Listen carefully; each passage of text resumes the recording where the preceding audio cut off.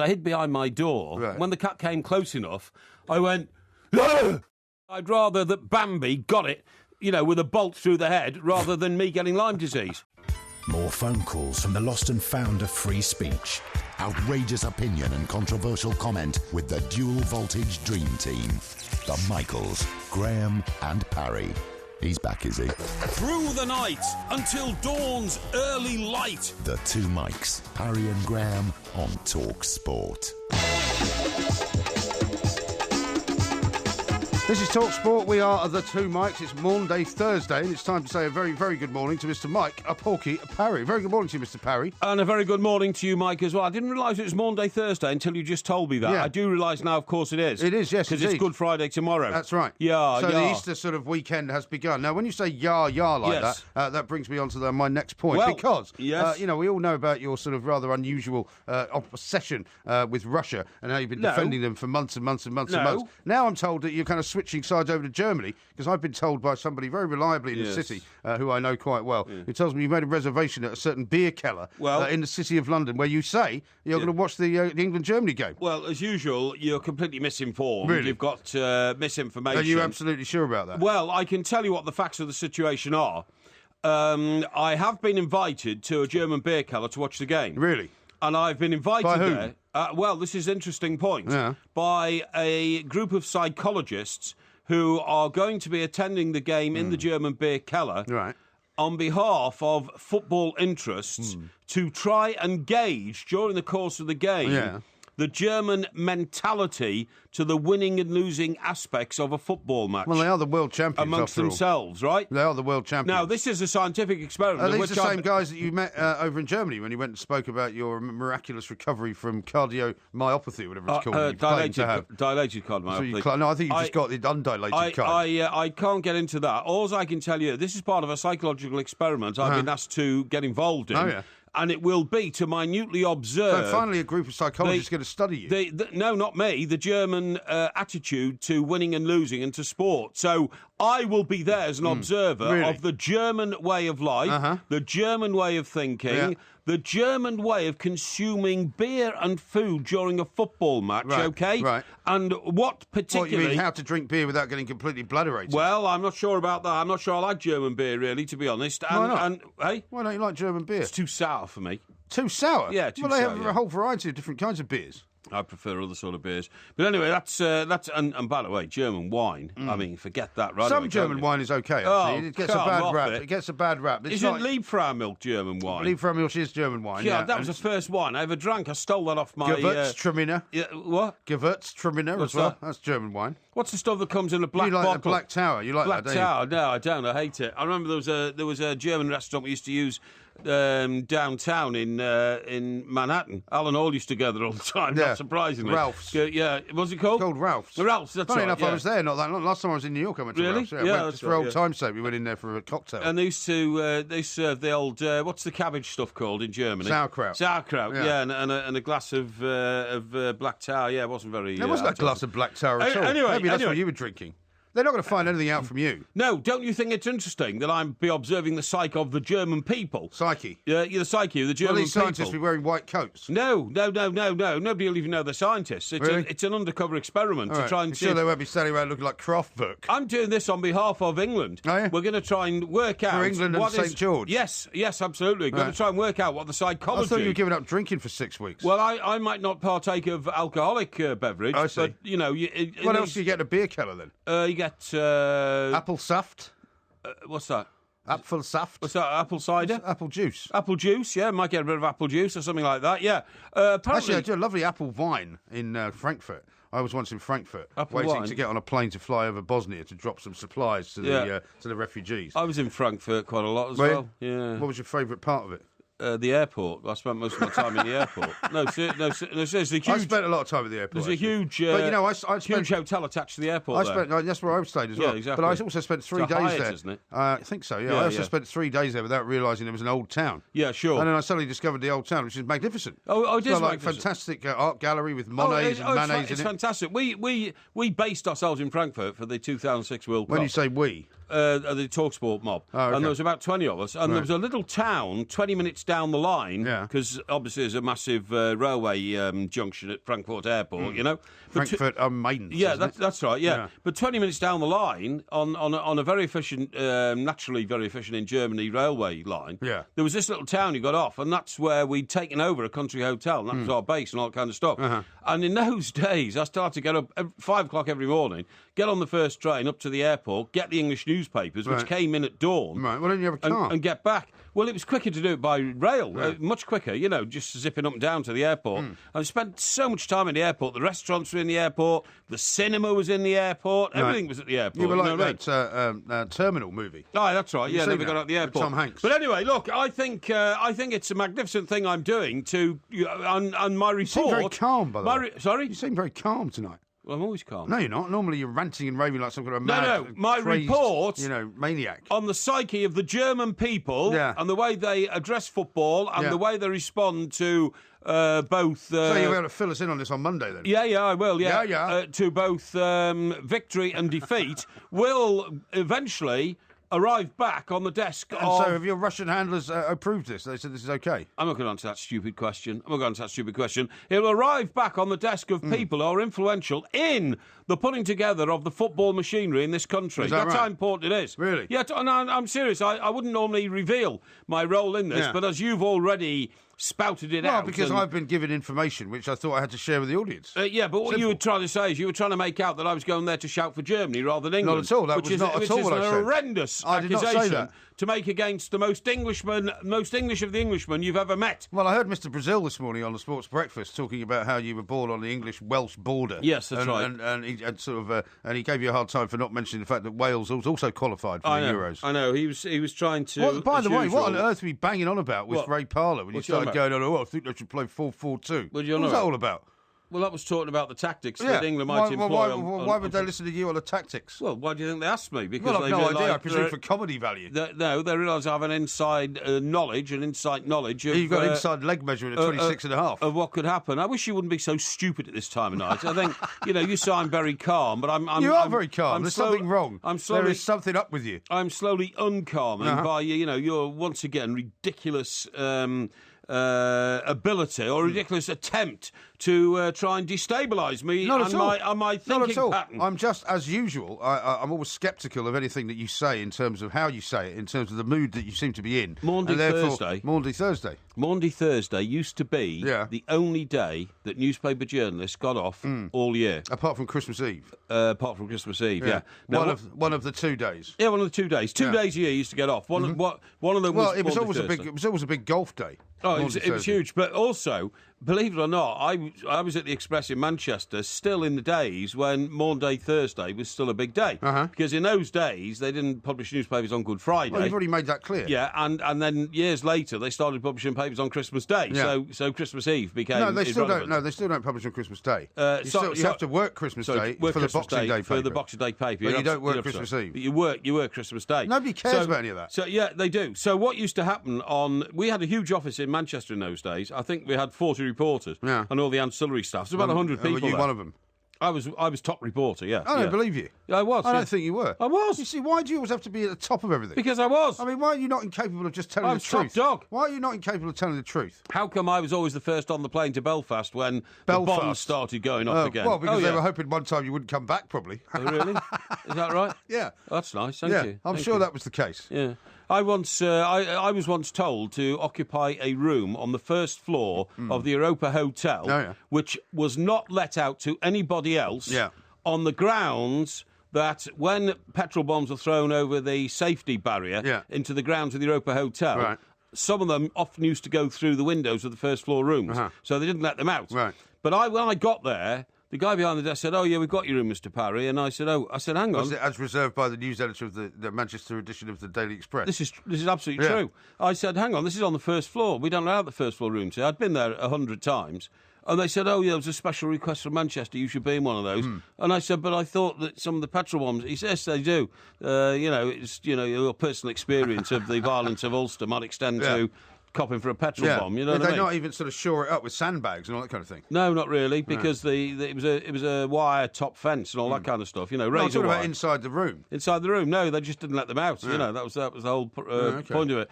But anyway, have you seen the time? Because it's marching on. What we used to do is we used to get a team together, a football team together from Manchester, and get on the train down to London and play the game there, and then get the last train back. But of course. Quite often miss it. Well, almost everybody missed it. And so the next day, that was Good Friday. And in those days, were there even trains on Good Friday? No, there weren't. Probably weren't. No, there weren't trains on So how Good did you Friday. get home? Oh, well, that was the problem. I never missed the train, of course. I was always the first on the train, first back, Right. But those who missed the train then weren't available for work on Good Friday to work for a paper on Saturday. Right. And, of course, hopelessly unprofessional. Yeah, hopelessly unprofessional. Yeah. Can't imagine you ever being like that. No. We've got lots to do. Coming up, Mark Dawson's going to be joining us. We're going to be talking You see another giveaway. Porkies has got over to the other side. This is Talk Sport. On DAB Digital Radio and 1089 and 1053 AM. The pressure's on now. Relieve the itch. Talk Sport.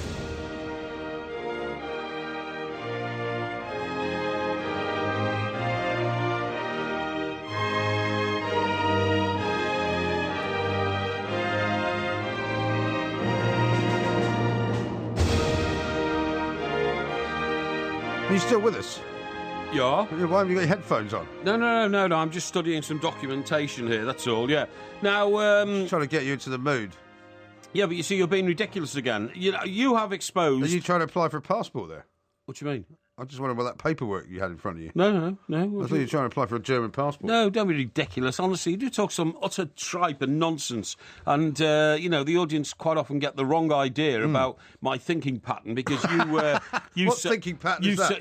By the way, you so often warp I have to issue an apology. Oh, yes? Over something that you said last night. Thank you, good, yeah. Not to you. Yeah. No, on your behalf. Oh, really? You might remember you told a story about stilettos. Yes. And a certain former newsreader Yes. here who supposedly attacked her boyfriend. Yes. Well, she denies it outright. Oh, really? And she's been in touch with me. Where did and this we come will from? we will be reading out her communique Oh, a really? little bit later on. Yeah, because I've been forced by the lawyers to read out an apology Yes. to Faker Brothers. Oh, is that on right? the basis that you got the facts of the story completely wrong. Oh, really? Yeah. She put the facts straight? She has put the facts And straight. it does involve a stiletto shoe? It does involve a shoe. Thank you very but much. she did not. Right. She did not. I repeat, not hit anybody with it. Right, OK. Anyway, we'll clear it up later. We'll clear that up. That's clear it up great. later. And how did you become aware of this I don't. conversation? She must have just heard about it. I don't Yeah, know. well, word travels fast. When you start, lambasting people on the air, Lots of people listen to her. I didn't name her, by the way. and You defaming did. her. You did. You No, said I her didn't. name was Faye. No, I did. I did. That's all I said, but then you supplied the surname. Well, everybody knows Faye from TalkSport. Yeah, everybody knows her.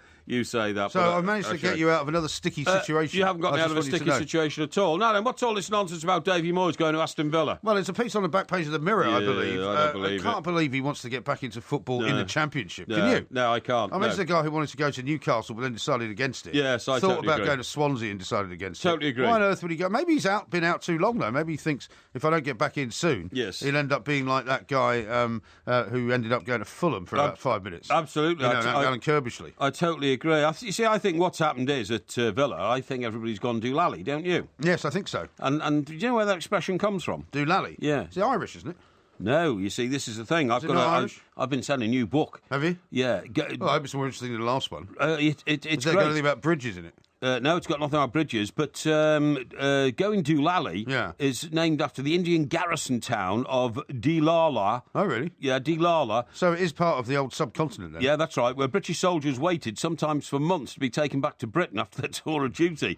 But they used to drink so much and the sun was so hot, they used to sort of go bonkers.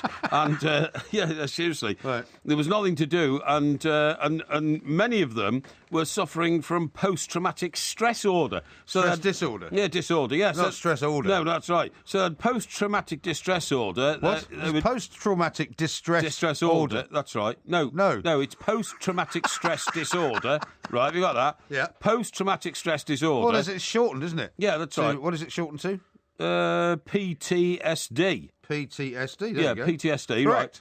drinking a beverage which was about a penny a litre. What was this beer they were drinking? A penny a gallon. Or sort of strong drink? No, it was local strong drink, about a penny a gallon. Well, I mean, see, drinking in hot weather is absolutely. a bad idea, especially if you're not used to it. The heat was up to 45 degrees. It was all in a garrison called Doolalla, and so the expression going doolally came from that. How about that? Yeah, that's interesting. I didn't know that. Well, Have there's the first piece of interesting information you've expounded this whole week. Well, you see, from that I can ask you this question now. Have you got any skeletons in your cupboard? Have I got any skeletons? Yeah, I'd say you have. Not really. I'd say you have. Not really. Well, everybody does to some extent, don't they? Everybody does. I mean, why would you ask me that question? Well, I'm going to tell you where it came from. Do you mean things that I don't want anyone to know about? Yeah, exactly. Yeah. You've got so many skeletons in your cupboard. And by the way, if I get much more grief I've got a lot you, more than that in the cupboard, I can tell you. Yeah, on this show, I'm going to tell you. Now, do you know where that came from? Yeah, go on, tell me. That came from Birkenhair. You was going to say Birkenhead there for a minute. No, Birkenhair. You know Birkenhair were the grave robbers. Of Edinburgh? Of Edinburgh, absolutely, yeah. Now, what happened was, you see, until the 1830s, it was illegal to dissect human bodies. Yeah. So what the medical schools used to do, and these were some eminent doctors, really eminent doctors, used to go around to the poverty-stricken slums and say to people, if anybody around here dies, through the fact that they're poverty-stricken bums, and you can imagine you'd have got on well with these guys. Well, whatever, the doctor used to tip them the wink and say, "Bring me the body, and I'll give you 2 shillings," or something like that. You know? Right. So this is where Birkenhair started. So they take the bodies along on a cart to the hospital and going through the back door, and then what happened was, the doctors would get to work with their students on the bodies, but eventually the bodies would just simply degenerate to the point where they were skeletons. So then they would use the skeletons for anatomy. Yeah. But the problem was, the authorities might come and raid the hospital to find out whether any body snatchers would do any business there. Right. So you had to hide the skeleton in the cupboard. See what I mean? Is that why? Yeah. Skeleton in the closet. But what about the body? No, in the cupboard. So the expression, "We've got any skeletons in the cupboard," was, well, you've got anything to hide. Skeletons in the closet, though, isn't it? No, cupboard, you fool. Anyway, but what about what happened to Birkenhair, though, was that they ran out of bodies to dig up, didn't they? Yeah. And they basically started murdering people. There was a... I've read the whole book. There was the local village idiot called Robbie, who was 18, and he was invited into the woods for a picnic. You sure his name was Robbie? Robbie, and he was invited. Was that Rabbi? No, Rabbi, and he was invited into the woods outside Edinburgh for a picnic with Birkenhair. Imagine being invited to a picnic with Birkenhair. Well, there's a part of Edinburgh. I can't remember exactly where it is, but it's sort of around the back of the castle. Yeah, and there's the whole area where they used to operate. That's right. Yeah, and there's like a Birkenhair pub and all sorts of stuff. Yeah, terrible, isn't it? We'll have to go there actually when we're up in Edinburgh, because we're going to be in Edinburgh later on in the summer. The Edinburgh Festival, aren't we? Yeah, to lay out our wares to the world of entertainment. We're doing some shows. We're not laying out any wares. Anyway, point the story is, Robbie went up to the woods there, and whilst they got him absolutely bladdered on the penny a gallon local grog, local hooch, and he was talking to Hare, old Burke went round the back of him with a rope and strangled him. But the problem was, Robbie was a bit bigger and stronger than they thought, and it took them an hour to strangle him and break his neck. I don't know, I'm laughing. Yeah, exactly. And then they put him on the trolley and took him off to put him the on dock. a trolley? Yeah, on a trolley, from the woods? That from the woods. Sound very likely. No, they did. They had to. He's such a big guy. Well, you can't push a guy through the streets who's dead. Oh, they did, because they said he died from the plague and all that kind of stuff. That wasn't the problem. There were plenty of dead people around, but not a lot. I don't think you've done your historical research on this as well as you ought to. You know that after they were sort of arrested, they were jailed, but then they got out eventually because they said, well, it's not that bad, murdering people in Edinburgh and all that. There's a lot of murdering people here, and when either Burke or Hare, I can't remember which one it was, got back into the street. Yeah. The mob got him and said, "Oh, you're the grave robber killer." Yeah. He said, "I'm not. They are." So they you know what they did? What? They buried him in a pit of lime. Really? Yeah, alive. While he was still alive? Alive, yeah. Right. But he survived. He got out the pit. Right. He didn't have any flesh left on his face. Why do you know so much about Burke and Hare? Because I've read the book. And why do I think that half of this is all nonsense? No, I've read the book. He got out of the pit of lime, but unfortunately it had taken most of the skin off his face, so he's very ugly. And he spent the rest of his life with a hood over his head, because when he walked the streets of Edinburgh, he frightened people to death almost, as opposed to killing them, you know what I mean? Save killing them, yeah, exactly. Fascinating. Right, let me read some tweets out. Okay. Here's Here's one from Eric, who says, Right. Porky has clearly been duped into being studied for this chronic bladderation. Hashtag Porky for the good of science. Yes. RD says, the only cinema there has ever been in Frankfurt Airport is of the adult variety. Andrew says this, hardly covert if Porky's involved. They're probably studying the Porkmeister in the presence of the Germans. And Steve says, can Porky get some video footage of this experiment that he's attending? And Brendan, as I said to you, isn't Porky supposed to be on a hiatus from any sort of alcohol for 4 to 6 weeks? Yeah. I smell a rat. No, I've already said that, there's no guarantee that I will imbibe or that alcoholic beverage of the German variety will pass my lips. Well, Bob also says, somebody who drinks Coors Light, rubbishing German beer. I thought Mike Parry knew something about good beer. What? You don't drink Coors Light, do you? What? Me, Coors Light? No. If I drink lager on tap, i.e. draft in this country, I like that Italian Peroni stuff. I think it's great. It's quite light, you know what I mean? I don't understand this tweet that I've got from Eric. Yeah, go on. From Daniel. Yeah. He says, MG, stop being so stupid at this time of night. Thank you. What do you think he means by that? Well, I think he means stop being so stupid at this time of night. Just about what, though? Questioning everything I say, which I normally apply to scientific experiments, to research, to documentary evidence of stories that I tell you. You just, you just throw doubt on everything I say. And do you know why that is? Well, there's a reason why, because everything that you say should be held up to scrutiny. For example, for the last couple of nights, you've been tweeting that you've arrived at TalkSport Towers at 11 o'clock. Yes. I don't believe you. Why? Because you never get here at 11 o'clock. No. But why do you say it? Because I'm here at 11 o'clock. No, I don't think so. Oh, I am, and I have a deep amount of research to do before we come to air, something you simply wouldn't know about. Well, what I would suggest that you do next time you get here at 11 o'clock is Yes. take a picture of yourself in front of the clock. No, I'm not. I'm not into That's doing what I want that. to see. Why should I try Because to I'm make so a boast puzzled. out of? Well, I don't understand out of getting to work. why you would lie about getting to work earlier than you do. I don't lie. I don't tell lies. Really? What I have to do is I have to be. I have to be systematic with the amount of information that I'm able to pour out to the public before we actually get to air. You know what I mean? I'm still slightly concerned about the calmness. I really don't understand what's going on with you. Well, you know, You've either had too much sleep or none. I have a pretty calm persona and Persona. Persona, that's right, yeah, the same sort of thing. Yeah. And by the way, your time, by the way. there's We've lots got of to go. things I need to talk to you All about right. tonight. Well, we're going to get into loads and loads of things. I'm very worried about the Wainwright walking way, which is getting worn out. The Wainwright walking way getting worn out. It is, yeah. There's a lot of Wainwright's alliteration Walk. there. That's the Hadrian Wall to Robin Hood Bay Walk. Is It's it? getting worn out, and they're Is going to it? close it. I've got to Right. get up there quick. Well, we'll talk about that next. So you Indeed. can walk on it and wear it out some more. This is Talk Sport. On DAB Digital Radio and 1089 and 1053 AM. A terrific performance. Turn of pace and eye for goal. Shout about it. Talk Sport. Enjoy bags of banter every Friday afternoon from 1 on the Falls panel with Hawksby and Jacobs on Talk Sport. With Burton's Fish and Chips. It's the full flavour weekly feature for live debate, celebrity sports predictions and bags of tasty topical chip chat. The Falls panel, a satisfying portion of great British fun. Every Friday afternoon from 1 with Hawksby and Jacobs on Talk Sport. With Burton's Fish and Chips. Kicks hunger into the back of the net. Time for a new 16-plate van. Time for a Mercedes-Benz Citan, Vito or Sprinter. How about 0% APR and a service plan for just £10 a month across the whole model range? There's never been a better time than this March to drive away with a new 16-plate Mercedes-Benz van. Clock's ticking. Find out more at mbvans.co.uk. Business users only. Hire purchase only. Maximum term 36 months. Minimum deposit 20%. VAT at 20% applies. Credit approvals by 31st of March 2016. Mercedes-Benz Finance. Deciding which direction to take with your pension can be a bit nerve-wracking, but PensionWise is here to guide you. Set up by the government, we offer free, impartial guidance on the routes you could take and what to watch out for. Book a telephone or face-to-face appointment now with one of our friendly team. Call 0800 138 1888. PensionWise. Your money, your choice. When you need all the latest form and odds on all the day's sporting action and you need it fast, you need the Coral Daily Download.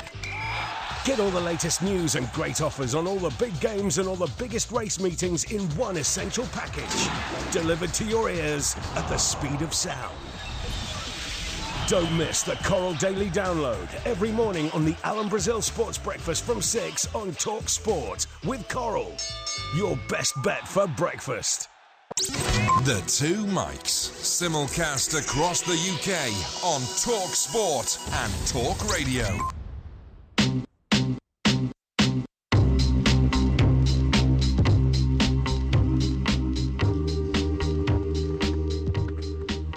This is Talk Sport. We are the Two Mics. Why are you looking at me like that? I want to talk to you about sausages. Why? Oh, man of the people, eh? Man of the people. About sausages. I bought some sausages today, actually. Oh, did you? Yeah. Well, I saw the picture of those sausages. I just thought it was a very nice sort of display, so I thought I'd just send it out. Hang on, did I read it right? Ginger pick. £11 a kilo for sausages.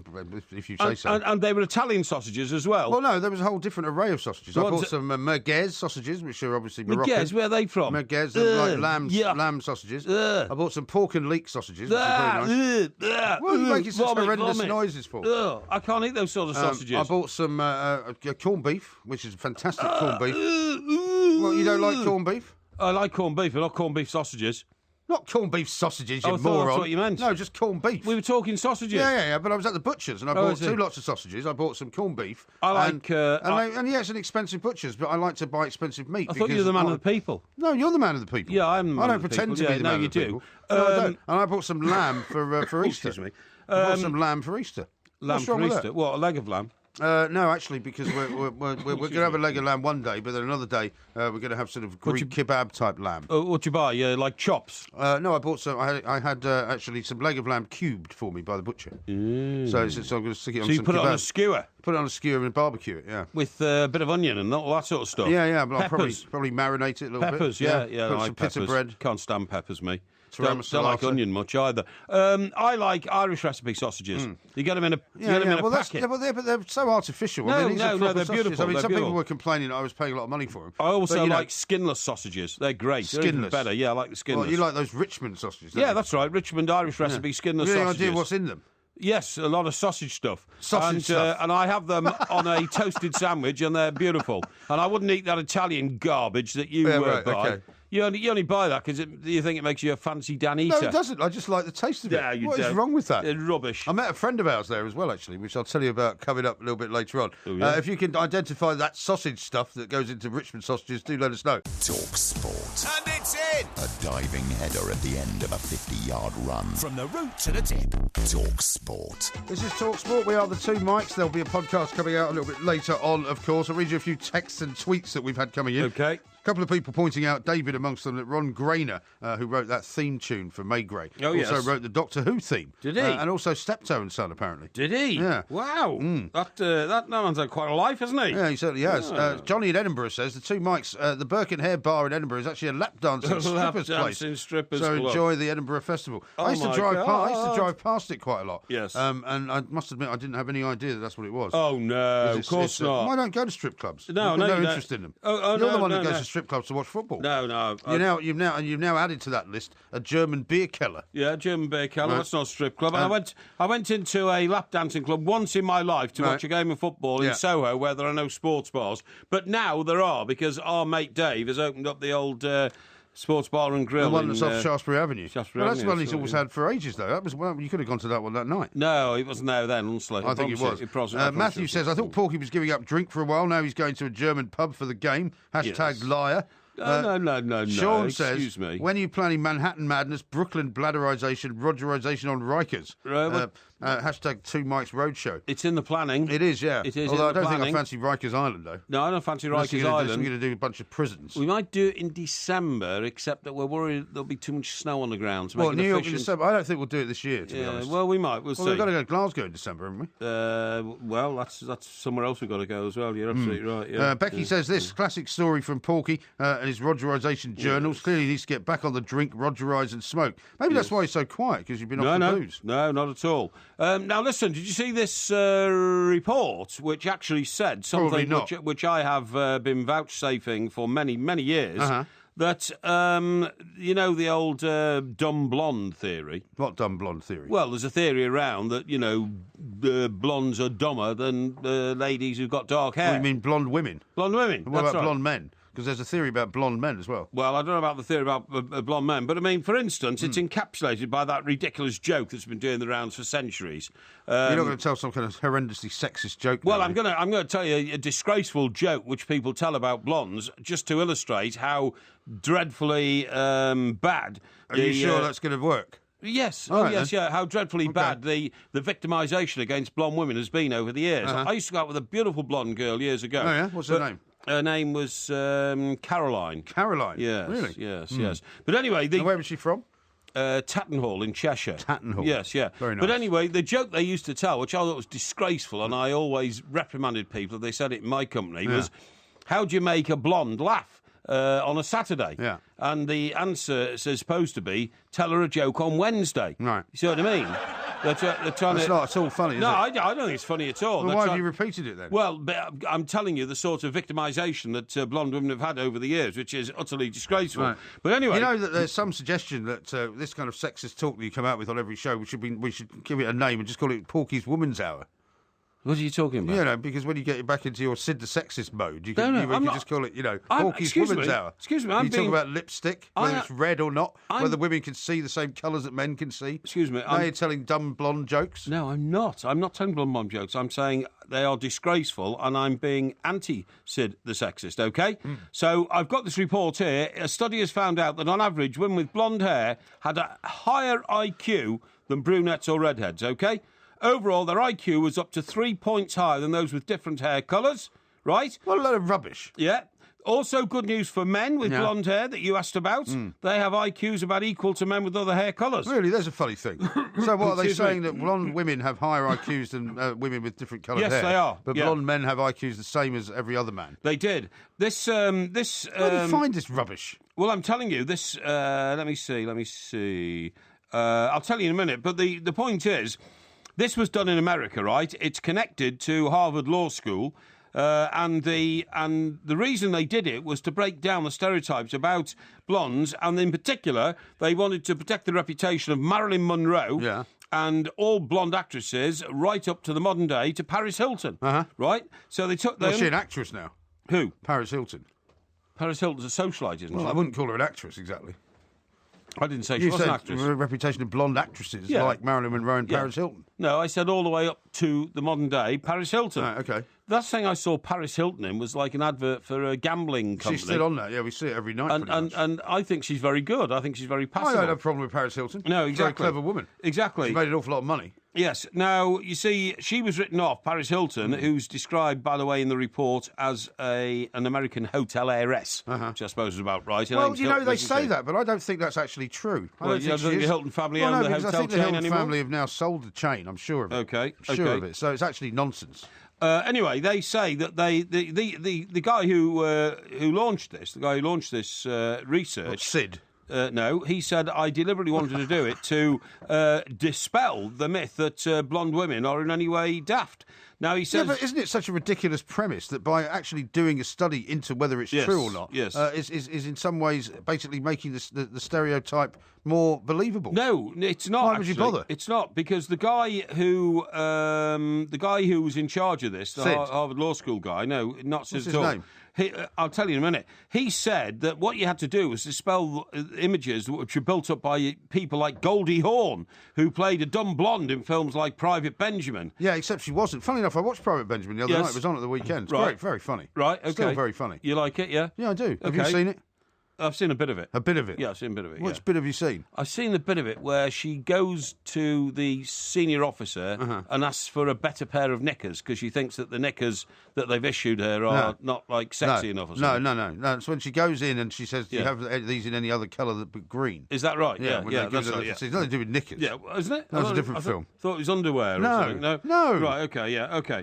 Right. I don't know what film you were watching. Well, neither do I, really, to be honest. But anyway, the point is... what am I saying here? What is the point? Right, 10,878 people were asked about this and spoken to for this survey from the US National Longitudinal Survey of Youth, OK? This is what it is, OK? What am I saying here? Now, what we're saying here is the results showed that blonde women had an average IQ of 103.2. This compared to 102.7 for those with brown hair, 101.2 for those with red hair, and just 100.5 Well, they're all pretty close, aren't they? for those with black hair, right? Okay. Now, the author of the study who asked me was Jay Zagorski, okay? Right. Known as Sid to his mates. No, I'm not going to respond to your stupidity. And he's a research scientist at the Ohio State University. I thought you said he was at Harvard Law School. It was done in association with Harvard Law School. Really? And he said research shows that stereotypes often have an impact on hiring, promotions, and other social experiences. So the reason he's done this is because he was associated with a blonde woman who was saying that, you know, the problem is that blonde women get a raw deal in life because the minute you walk through the door and they see you blonde, they immediately think, dumb. You see what I mean? Well, I don't. Do you? No, I don't. No. But the word dumb and blonde in some people's minds goes together. Really? Well, I'm not sure there's any of those people still alive at this moment, apart from that bloke out in Indian Wells who just resigned. Anyway, now I'm afraid I've got to stop you here because at this point I've got to make an agreed statement, which we had mentioned earlier on about Faker Others. Oh right, young and Faye. It's come through lovely lady, the legal firm of Harbottle and Lewis. Harbottle you may have Lewis, heard, yes, and they said we wish to issue this statement on behalf of our client, Faye Carruthers. This is what she says. I launched a stiletto at my ex-boyfriend Chris on holiday in Gran Canaria when we were 17. Right. I deplore the fact that this was turned into a different type of story by Mike Parry. I'd had my drink spiked and he was at the back of the bus with a load of blokes carrying on drinking while I was being sick at the front. When we got off, I rather pathetically lobbed my shoe at him, but he ducked and it missed. Right. I never hit him with a stiletto. I would never be that violent. Oh, okay. So that's pretty close to what I said to you. Not at all close. It was. You said that she hit her boyfriend with a stiletto. I said that she felt very ill because they'd all been out drinking. They were on some sort of a minibus. So I got the drinking right, I got the minibus right. Yeah. She was at the front. You got the location wrong. No, I didn't. He was at the back. I mean, he wasn't involved with any other girl. He didn't. No, I didn't say that. Yeah, you did. No, I said he was with another woman. I didn't. I said he wouldn't come to her aid. I said he wouldn't come to her aid when she was feeling unwell. Don't make us play the audio. No. Because I think we should try and draw a line under it in case it gets any worse. I think we should expose the company to any kind of legal problem. I think you'll find that Faye will accept that correction of the version of events. There's not a problem there at all. How about this from Lee in South Wales? Yeah. A British sausage by law only needs to contain 20% meat. A German sausage, on the other hand, must contain 75% meat. Well, it depends how you define never meat. had a real sausage. Depends how you define meat. Well, how do you define meat? I define meat as nutritious. Really? Nutritious content. Yeah, right. Yeah. Okay. Yeah. Don't you? No. Oh, right, okay. Now, the other thing is... No, never mind now. Look at the time. What about the time? Look at the time. You've got a clock in front of you. I know, I've got a clock in front of you. Yeah, but, you know... Why do you never look at it? About the time. Your problem is... What's my problem? You see, you haven't got the flow factor that I've got. You see what I mean? You know, I mean, ideas flow out of my brain like words into a paper cup. No, like words into a paper cup. That's stolen from somebody else, isn't it? Like words into a paper cup. This is Talk Sport. We're running out of time. As they go across the universe. On DAB Digital Radio and 1089 and 1053 AM. The pressure's on now. Relieve the itch. Talk Sport.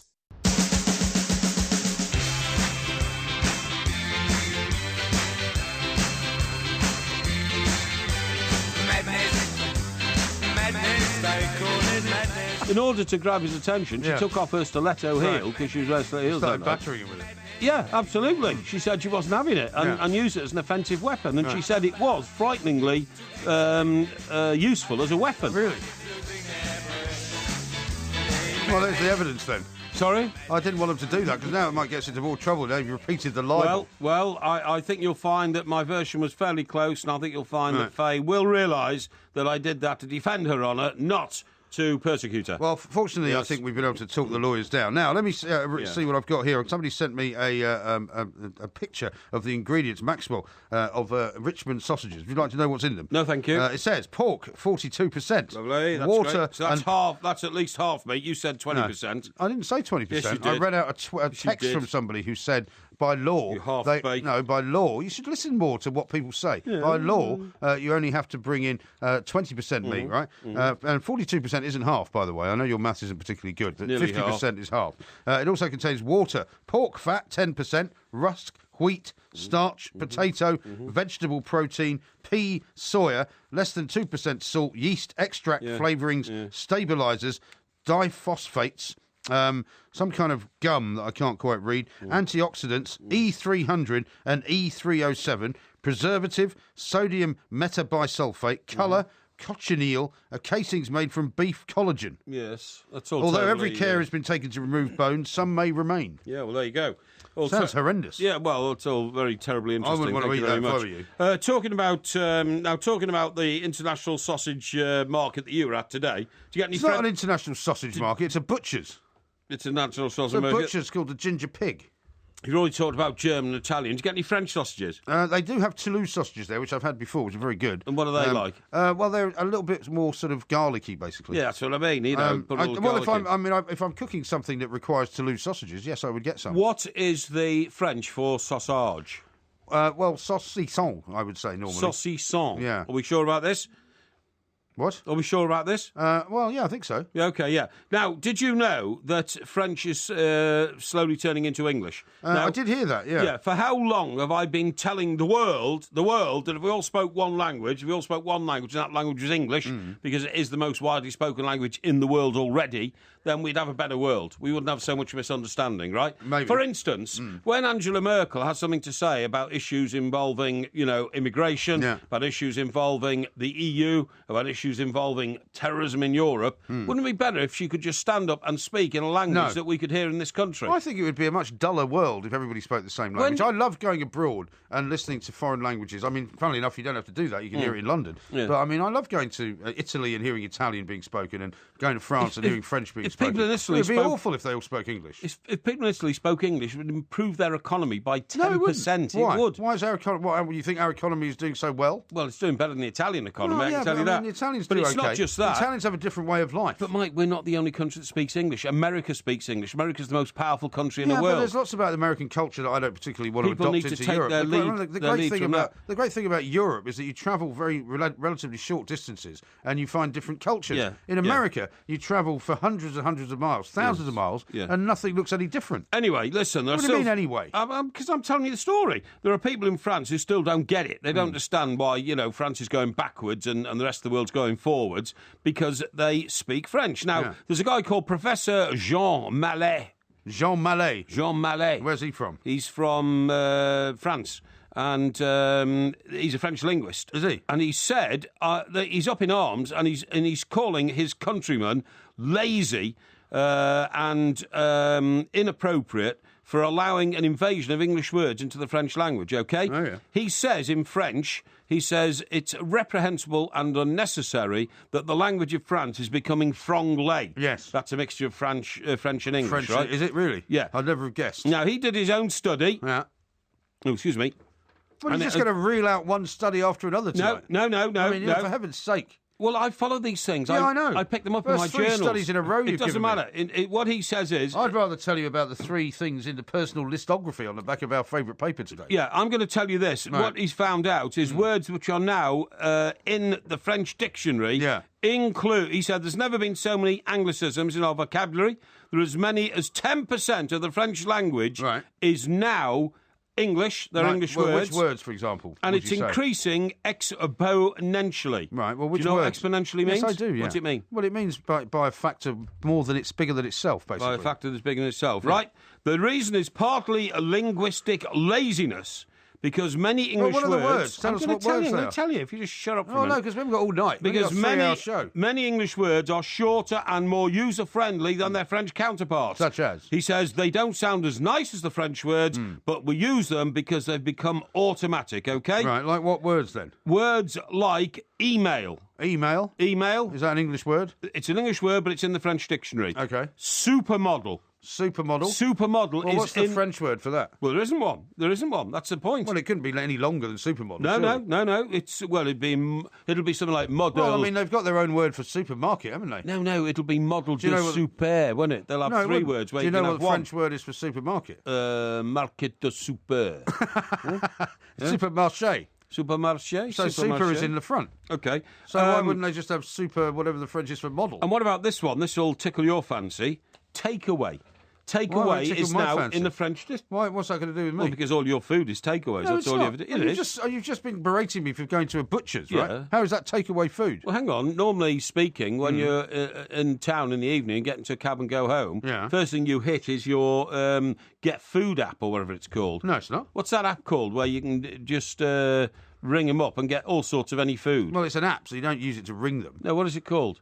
What do you mean, the app that I use to occasionally order food if I wish to? What's it called? Just Eat, it's called. Just Eat, that's the one. Yeah. Just Eat, you can get anything. You can get... you can, Anyway, sorry, just to finish the story. Now, a senior French government advisor called Hervé Bouget... Right? Hervé? No, Hervé, H-E-R-V-E. Right. Hervé Bouget... Isn't there an accent on the E? Hervé, I think it is. Or is it Hervé? Hervé Bouget. Hervé Bouget.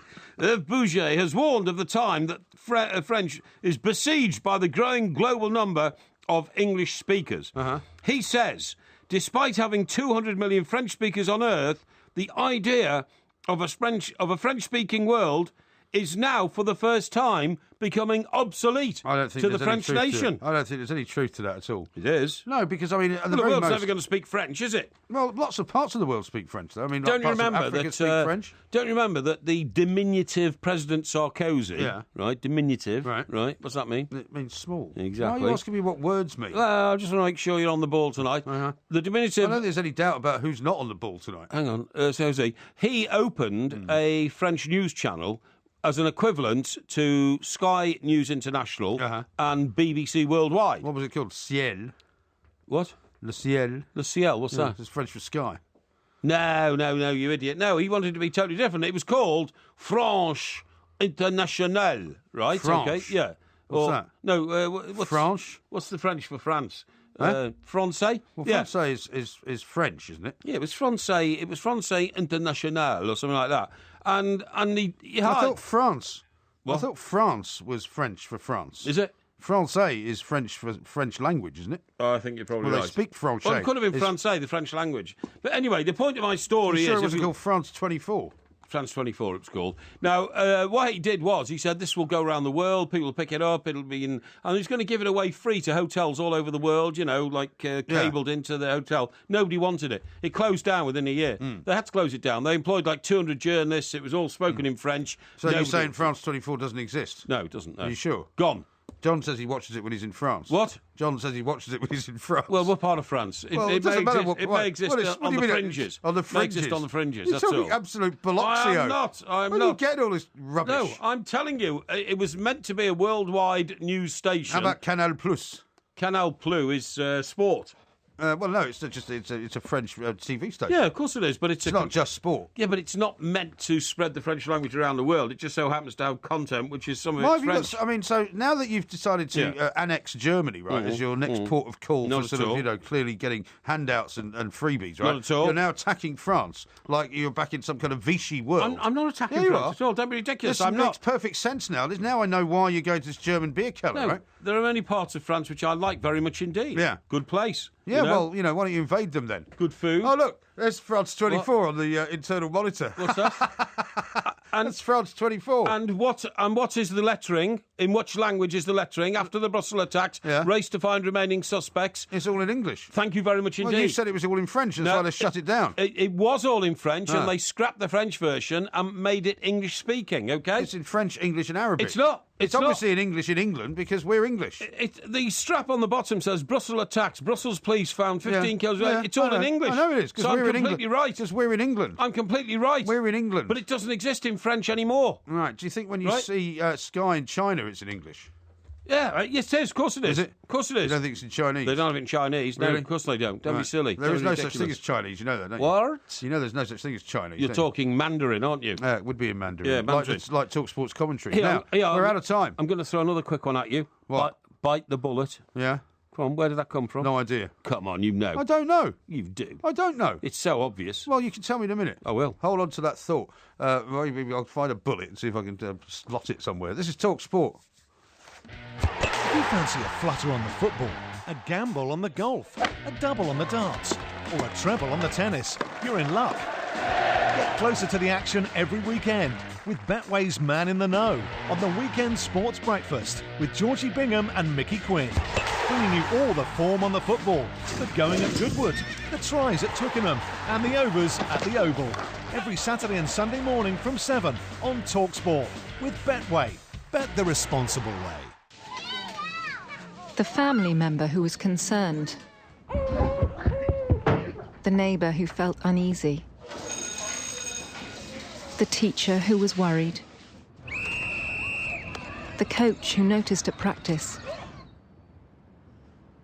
And you. Together, we can tackle child abuse. If you suspect child abuse, visit gov.uk/report child abuse to find out who to call. From tomorrow at Wickes, there's 15% off everything, even on existing product offers. Why? Because these are our homes. Wickes, let's do it right. To order kitchen unit and bathroom discount, available 21st of March to 3rd of April. Discount applies to purchases made in full. T's and C's at wickes.co.uk. Hey, terms and conditions, man, you seem a little stressed. I am. My motor is due its MOT and it needs new tyres, bulbs and wipers, and all sorts of other terms and conditions apply. Have a peek on eBay. You'll definitely be able to find the right part for your motor. What they don't have isn't worth having, and it's a bargain too. Really? Is it participating stores only? It's on the web. It means you can chill out. You do come across as a bit uptight. OK, great. Please remember that all parts of my motor and nodding dogs within my vehicle are mine and I reserve all rights. All right. Whatever you need for your MOT, you'll always find the right part on eBay. Visit eBay today. Terms and conditions apply. No, they don't. Bienvenue au Weekend Sports Breakfast avec Michelle Quinn and Georgie Bingham. Hey! Oh, really, Mickey? Every Saturday and Sunday morning from 7 on TalkSport with Renault Pro Plus centres. It's the breakfast show that cooks up a souffle of sport and a pan of chocolat of pre-match build-up. There's no need to milk it, Mickey. The hors d'oeuvre to another big weekend feast of football. The Weekend Sports Breakfast on TalkSport with Renault Pro Plus centres. Dedicated experts who'll keep you moving. Fantastic.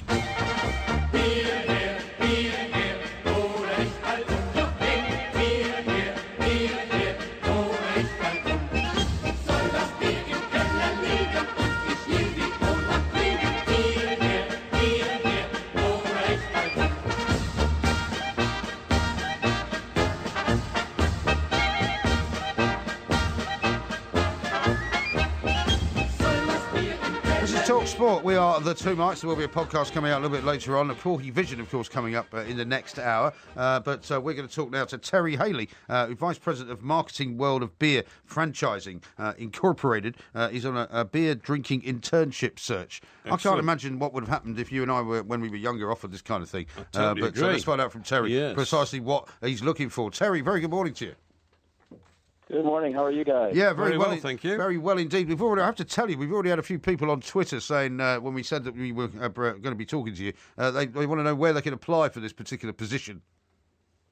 Oh, if you just go to worldofbeer.com and there's a link right to the application site. All it takes is a 1-minute video telling us that how you be the perfect drinking intern, and you're in the running. Right. So pretty much anyone who likes beer, likes to travel, and is good with a camera is qualified. And you have to be over 21 years of age, of course, because in some states in America you can't drink under that age. But so what's the point of all of this? What is it you're looking for?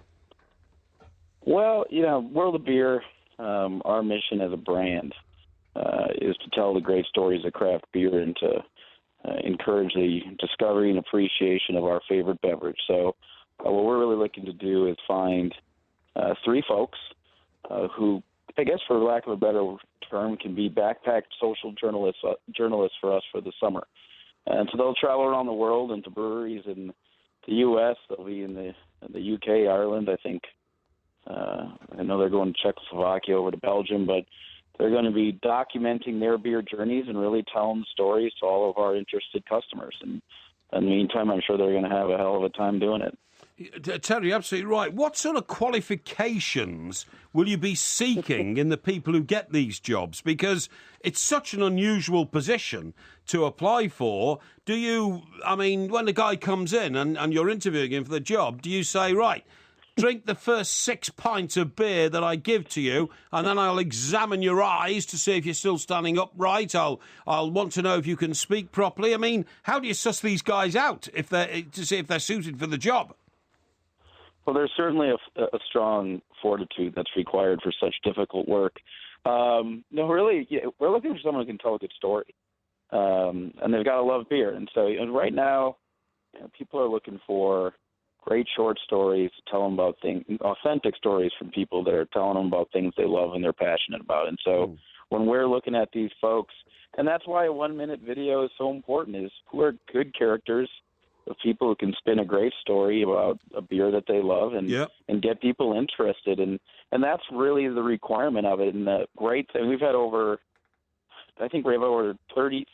3,000 applicants in a few days. I'm sure you have. I bet none of them have got the experience that myself and my broadcasting colleague here have got, because we've been sampling beer and a lot of other spirits, I would say, for the past 40 years. So, we can help you the selection process. We'll come over and taste a few. See, the key for me, I think, to be honest, Terry, is you want to make sure you don't get people like my broadcasting partner here, Mr. Parry, who doesn't know when to stop, you see, because ideally you want somebody who is, as you say, can be, good on social media, can visit different places. I mean, what you don't want is people getting so smashed up that they can't remember where they've been. That's right.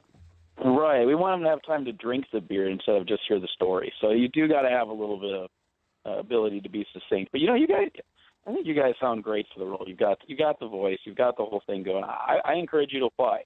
I do. Indeed. I think you guys would be and if you want some freelance contributions to the manual that you might eventually put together, because you're going to bring all these stories together, put them into a book, make it a beer Bible or something like that, then we'd be very happy to contribute to that and help you out. When it says in our notes here, Terry, that... What notes are you talking about? The notes I have in front of me from doing my research. Really? That you have a restaurant and bar chain.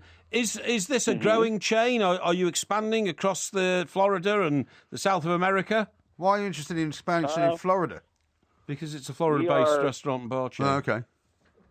Yeah, we are a craft tavern concept. We have every world of beer has over 550 unique beers in it. Frankly, across our system, I think we've been open. Our first world of beer opened in 2007. We've had over 25,000 unique beers come through our door. So we're always changing. We have 77 taverns across the U.S.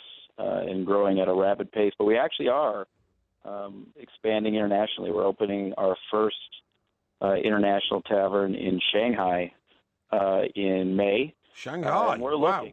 Wow. And we're looking for people who want to take the world of beer experience global. So if there's interested people, I highly recommend reaching out, because I can't think of a better market than London for a world of beer. It sounds perfect. I totally agree. It certainly does. Have you got a favourite beer yourself, Terry, of the thousands that have come through your doors? What's your beer of choice? We get asked this all the time. I think it's the favorite beer of the day.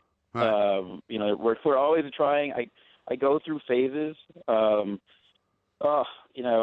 on a Belgian kick right now in terms of my beers. I've been just all over. That's the various styles in Belgian beers. Is that Pilsner? I'm very big into Oscar Blues right now. Yeah. Oscar Blues out of Denver. We've got a great brewery in Tampa called Coppertail, which is brewing some amazing stuff. So that's the great thing about this. What we do is you never get bored, and there's always something new to try. And so it's never a dull moment. Yeah, sounds. When you finally make your selection, I mean, I presume you're going to come down to a short list of, say, 10 people, from whichever part of the world they're from. Where you're going to fly them into Florida and check them out, sort of in a one-to-one interview. We will probably do it via a Skype and just do it online and get it that way. So we will do live interviews with the finalists. Right now there's so many tremendous candidates. I hope we can get it down to 10. We've got a group literally working around the clock watching videos. And so once we boil it down, we'll get it to 10. We may even put some of the candidates out on our Facebook page and others to get our fans to give us their feedback on who connects with them. But that's the fun thing about this program, is it's gotten so much enthusiasm that there's never a lack of an idea of where to take it next. It's just really a matter of time. So, will you? I mean, you obviously have to fund their trips and everything. You buy the tickets, but will you have to give them like a credit card or something as well to go around the world with? Yeah, I would. Well, I don't know if we'll give them an open credit card. Well, that's the trick. That's the tricky bit, isn't it? Exactly. Yeah.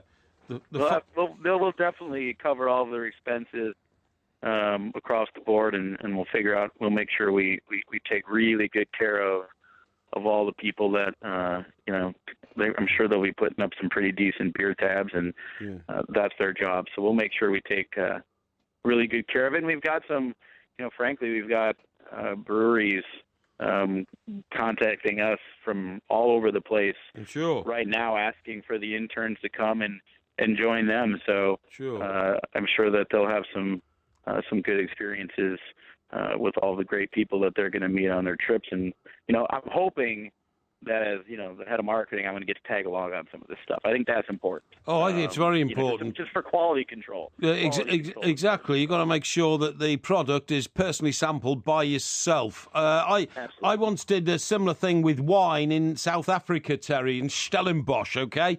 And did about 12 different vineyards in a week, and it was it was a great experience. So I wish you the best of luck with it, Terry. And if you hit these shores, Great Britain, UK, make sure that we're the first people you come to see. Oh, it would be my pleasure, and thanks a lot for having us, and you guys have a great rest of your day. Terrific, thank you. Terry, thank you very much. Worldofbeer.com, I think you said it was. So if you want to apply for the job, you've only got 33,000 other people to go up against, but it sounds like not a bad thing. If you've got a bit of a loose end, instead of doing one of those, what do you call it, gap years, go do 4 months of drinking. Yeah, absolutely. Not a bad plan at all. I recommend We've got lots more to do. We've got loads of texts and tweets to read out. I haven't done too many lately, so we'll get through some of those. Get on with it. Well, I've got time, and we're going to tell you about a dastardly plot by the Russians coming up next on TalkSport. On digital radio and 1089 and 1053 AM, TalkSport.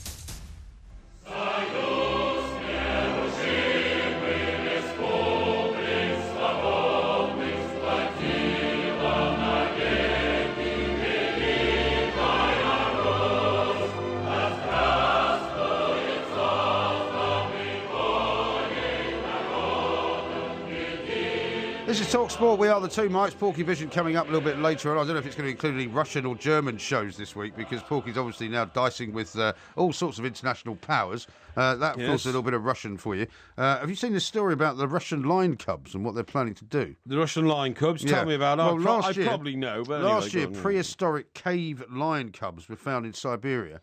Right? Oh, this is a ridiculous preserved. story. 12,000 years old. 12,000 years old. And they're going to bring them back to life. Well, they're not going to bring them back to life. They're going to clone them. No, they're going to clone them. That's a rubbish. Right? This comes from a man called Dr. Albert Protopopov of the Yakutin Academy of Sciences. Right? Yeah, sure. And he's basically said that one of the lions is going to be put in the Mammoth Museum of Russia, but the other is going to be cloned by South Korean scientist Hwang Woo-suk. In the hopes of reviving the extinct species. I just don't believe it, mate. What do you mean don't believe it? I just don't believe it. It's all scientific nonsense. Scientific. So you believe all the cobblers that you come out with, but when I suggest to you that this is a genuine story because the people involved in it are genuine, you're saying it's rubbish. Oh, you definitely expect to see. Well, they've cloned a sheep, haven't they? Oh, yeah. They've cloned various other animals. Not from a dead sheep 12,000 years ago. No, they haven't. No, they haven't. There's no way in the world they're going to clone something from an animal that died 12,000 years ago. Because I know. Do you not realise that they're already even now working on the harvesting of organs to create an organ from nothing at all? What a load of old rubbish! From just simply from DNA. And I can believe a man who can't separate, the pure scientific fact from science fiction, which is literally what you're doing. I can understand how you can be taken in by such a load of codswallop. Okay. And it is codswallop. All right, well, we'll see. And when they recreate these beasts, you'll be the one that will have to swallow your pride, I'm afraid. Oh, yeah, I will, don't worry. And the first time you see one of those beasts that's been created and you've got one and you're cuddling it on your lap, let me know, will you? And I'll buy it a hamburger or something like that, okay? Well, you mean you're saying now that just because I've suggested something to you which you don't like the sound of, or you weren't smart enough to bring it up in the first place, that you're going to now rubbish the idea just because nonsense. All of the rubbish that you come out with is, of course, so much more believable. Like, for example, taking pigeons' brains out of pigeons to put them into, members of the armed forces. That's something that's very believable, that's isn't it? something that is being researched at this very moment, okay? Like men being able to run the 100 metres in 1 second. I'm telling you, that will happen in years to come. Really? It has to, because the speed at which a man all of those things that you've come out with goes down all the time. And all of those things you come out with in the past are, in fact, much more believable than this. I'm telling you that to be taken in by that and to try and tell our millions of listeners that this is a credible fact and something that's going to happen, utter tosh. Really? Utter tosh, okay? John says, I live in New York City, Chelsea, and just heard the World of Beer interview. Amazing selection and great people. It's an awesome place. We'll have to maybe visit it in New York. What's it? The World of Beer. In where? The World of Beer, he says, in New York. I thought it was only in Florida. Well, no, he said it's a chain. Worldwide. Well, he's going to Beijing, or not Shanghai, rather. Shanghai, so he's probably gone to other places in America. Well, we want to make sure we're at the opening of the first one in London, okay? Well, very possibly That's what we need to do. Darren says, it's my 41st birthday today. I just got in. I'm on the bladderation trail. Got 5.5 hours until I have to do a 14-hour shift. Excellent. Well, you probably don't get too bladderated, do you? You've got to go to work later. Graham says this. Yes. Porky, what is the French for champagne? #plonker. It's champagne. It's champagne, yeah. Gunnerus Prime says, please burn Porky's journals when he's not looking. What? And Chris says, listening to Porky talking French is like listening to Inspector Clouseau. Yes. And Monsieur Vale in Ludlow says, if you look up plank in the dictionary, is there a picture of Mike Parry with a wooden head and a beret? That'd prove franglais. Oh, yeah? And then, how about this one from someone who doesn't quite give his name? Right. MP calls MG an idiot. I've heard it all. I was in France for France versus Angleterre rugby on Saturday night, and trust me, they still speak French, period. Of course they still speak a bit of French, but what I'm saying is the English words... No, they speak French. Yes, and French, 10% of French is now Anglais, is now English, okay? And do you know another reason why it happens? Well, you might say that 10% perhaps of our language is mixed up with things like, for example, sushi. What's the English word for sushi? Yeah, but sushi is an Eastern import, right? It's a Japanese word. Yeah, okay. Well, I'm not denying that. But the other reason why there's so much English influence now in France is because we have pointed this out before to our audience. London is now the 7th biggest French city. Yes, you have said that. Right, so if these French guys and ladies and people living in France... French ladies. Are clearly commuting back to France all the time, across the channel, they're taking back English words with them, aren't they? Yeah, and that's bound to have an influence on the structure of the French language. My point is that's all about the the globalisation of the world. I mean, kebab is not an English word. No. Right? What is it that you eat when you go down to your local bakery and you get something for lunch? What do you call that? Sandwich. No, you get a baguette. Sometimes I do. Look, I'm not denying... A baguette is a French word. I'm not denying you don't say that French is taking over English, do you? 10% of the English language is not French, but 10% of the French language is now English. Listen, have you been keeping an eye on the wife wars between Donald Trump? No. And, I mean, have you not kept up with it? What, do you mean Ivana and whoever his new wife is? Well, no. His new wife is Melania Trump, okay? Right. And she has done some pretty sort of erotic and sexy pictures in the past. Has she? Yeah, so... What's her name? Her name is... Melania Trump. Melania, Melania Trump. Right. Now then, she's done some racist stuff in the past. Now then, this was highlighted by one of Donald Trump's main rivals in the battle for the nomination of the Republican Party, old Ted Cruz, right? Yeah. So old Ted Cruz makes reference to this, to which old Donald Trump, but he Why are you putting old in front of everybody's name? Well, because he's over 70, isn't he? Put out a message, but then withdrew it pretty quickly afterwards. He said, if you don't sort of behave yourself, I'll spill the beans on your wife. Her name is Heidi. She's also a very attractive woman. Heidi Cruz. Yeah. Exactly. Well, what are the beans that need to be spilled on her, then? Well, this is the point, you see. This is the point. Furious Mr. Trump responded by blaming Mr. Cruz and threatening his wife, Heidi. Right. He tweeted, "Wow, Senator Ted Cruz, that is some low-level ad you did using a picture of Melania in a GQ shoot." Oh, so you did an advert? Exactly. It's getting a bit ridiculous, isn't it? I mean, are these people really trying to convince the world that they've actually got the nous and the experience and the dignity to be president of the United States? So Ted Cruz put out this picture in an advert, and although he didn't say it, what he's insinuating is, do you really want this woman as First Lady of the United States of America? Right. So just to I believe he's called her a lesbian porno model. Well, exactly. So the way Donald Trump replies is he says, "Wow, Senator Ted Cruz, that is some low-level ad you did using a picture of Melania in a GQ shoot. Be careful or I will spill the beans on your wife." Yeah. Right? And it's all very sort of low grade and low rent, isn't it? I know. Did you see Trump was interviewed by Piers Morgan the other day, by the way? I think it was this morning. Yeah, it was. Well, yesterday. Yesterday, that's right. Did he fly over to America to do it? No, he just did it on a link. Did he on the link? Okay, because I'm aware. I met somebody in this building who was very excited about it this morning. He said, "Oh, Piers has interviewed Donald Trump. He's gone away to America to do it." I said, "No, I think you'll find that they did The Apprentice together a few years ago in America. They're still good friends." And I said, "I think they've done it from a studio." I think so. I mean, to be honest, I didn't see it. No, so. I think it was a studio. Yeah. I think so. Piers is big in with Donald Trump. Donald Trump becomes the president of the United States. I would say, quite literally, Piers would have a handle on the Oval Office. Yeah, without a shadow of a doubt. Like would. I had a handle on Bill Clinton. You know, the Oval Office. Yeah. How did you get on with George Stephanopoulos? Sorry? How are you getting on with George Stephanopoulos? Oh, George? Yeah. George used to stay around for long, once he got into power. Yeah, but once he got into the White House, has he answered any of your tweets lately? George got overwhelmed by the power base. Sorry? Has he answered any of your tweets lately? Who? George Stephanopoulos. I don't send him tweets. You used to? I mentioned him once in a tweet. I didn't expect to hear from him. Really? He's of no use to me anymore. He's not part of the power game. Oh, right, okay. His father was his father was a bishop. His father was a bishop of Is there anything that you can tell the truth about? Father was a bishop of a cathedral in America. His father was a holy man. Was he? Yeah. This is Talk Sport. Oh, I think it was a Greek church, actually.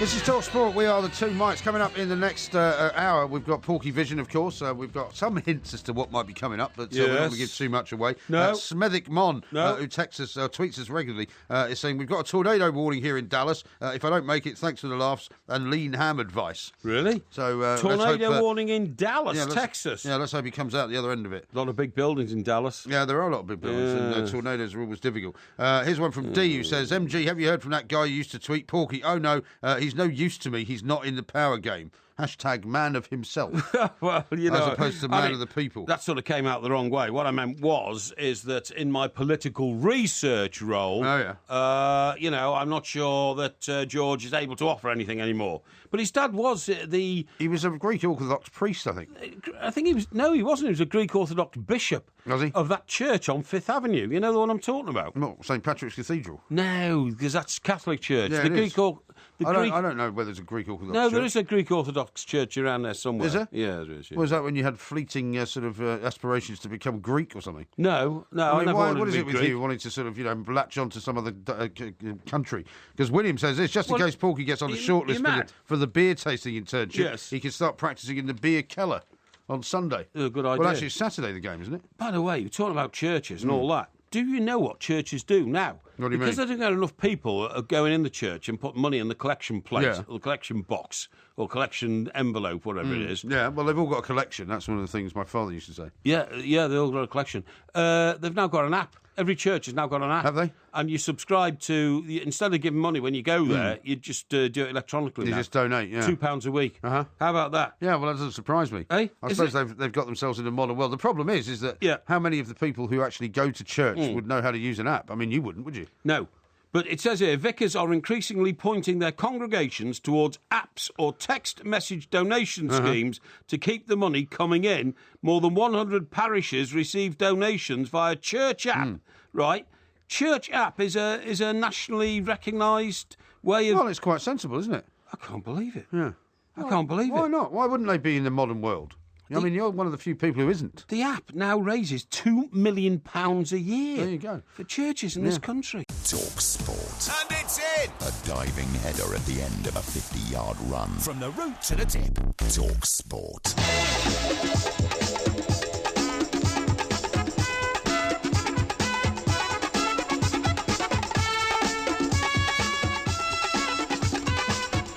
This is Talk Sport. We are the two mics. There will be a podcast coming out a little bit later on. Liz has sent a few tweets in tonight. I haven't read any of them out. Yes. She says, this is from earlier on in the show. Yeah. I missed the first 20 minutes. Anything wrong with Porky's trapped nerve in his arm? Because yesterday you were complaining about your arm. Has that been sorted out? The carpal tunnel? The carpal tunnel syndrome. The carpal tunnel syndrome. You said you couldn't lift your arm up above your shoulder. If I touch my funny bone on a wall or anything like that, it is pure agony. Is it? It's like getting an electric shock in the arm. Really? And because so your funny bone's very oversensitive then? Well, no, I think it's affected by this trapped nerve or whatever I've got. Yeah. Why don't you go and get it seen to? Well, this is... what did you do all day? This is an issue. There's an issue. Paperwork. Paperwork? A lot of it. What sort of paperwork can you do all day? You wouldn't believe the amount of I don't work believe I have it. to get into. I absolutely don't. But our national tour is being put together at the moment. You know how much paperwork goes into Yeah, I know there's a lot of paperwork involved. I know you don't do anything towards all that's that. true. But I know. I damn well do. Well, there's no point in having a dog and barking yourself, is there? That's what they that's say. very nice, isn't it? Yeah. Look, I tell you what I want to tell you about. Yeah. You know that the Queen is 90 soon, and we're all very happy that Her Majesty is... Her Majesty. Sorry? Her Majesty. She is Her Majesty. Sounds ridiculous, doesn't it? Her Majesty it sounds ridiculous. is reaching a great age. Her Majesty. But what I find a little odd is that the Prime Minister takes it to... I just don't understand this. He uses parliamentary time to get up and announce, by the way, because the Queen is 90, Her Majesty, I'm allowing an extra hour of drinking. Oh, yeah, I heard that on the news, yeah. What's all that about? Well, this is on her official birthday, right? In June. June the 10th and the 11th, the weekend of the Queen's official birthday. Check what I'm Absolutely doing, right, yeah. back then. The pubs can stay up until 1 in the morning. Now, Isn't that the weekend we're doing Dingwalls?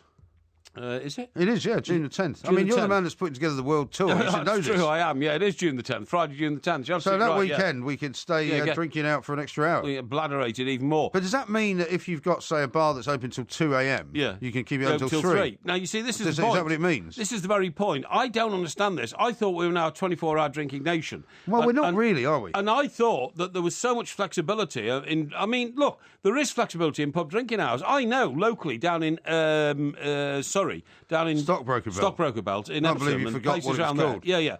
Sometimes a pub will close at 11 and sometimes closes at 1, depending literally on the level of business it's doing, all this kind of stuff. But hasn't it always been the case that landlords have chosen their own hours by and large? I would think so. The bigger places can stay open because they've got kind of, reasons to bring people in and they've got food to sell and all the rest of it. But smaller pubs kind of decide by themselves, don't they? Yeah, they do. And to me, this is a ridiculous gesture because all the time, when it comes to holidays like, Christmas, like Easter, like special events, you normally see a sign outside the pub and saying, our opening times for Easter or something. Yeah. They just choose their own times, right. And all that kind of stuff. Now, it brings me to another thing. Yeah. You wouldn't have to get an extra hour if you were in a nightclub. And do you know what I've found incredibly depressing? What have you found depressing? That I've picked up a report which says that young people now, they're changing social habits and all that, has led to the closing down of nearly half the nightclubs in Britain in the past decade. But would that be because of the expanding licensing hours for pubs, perhaps?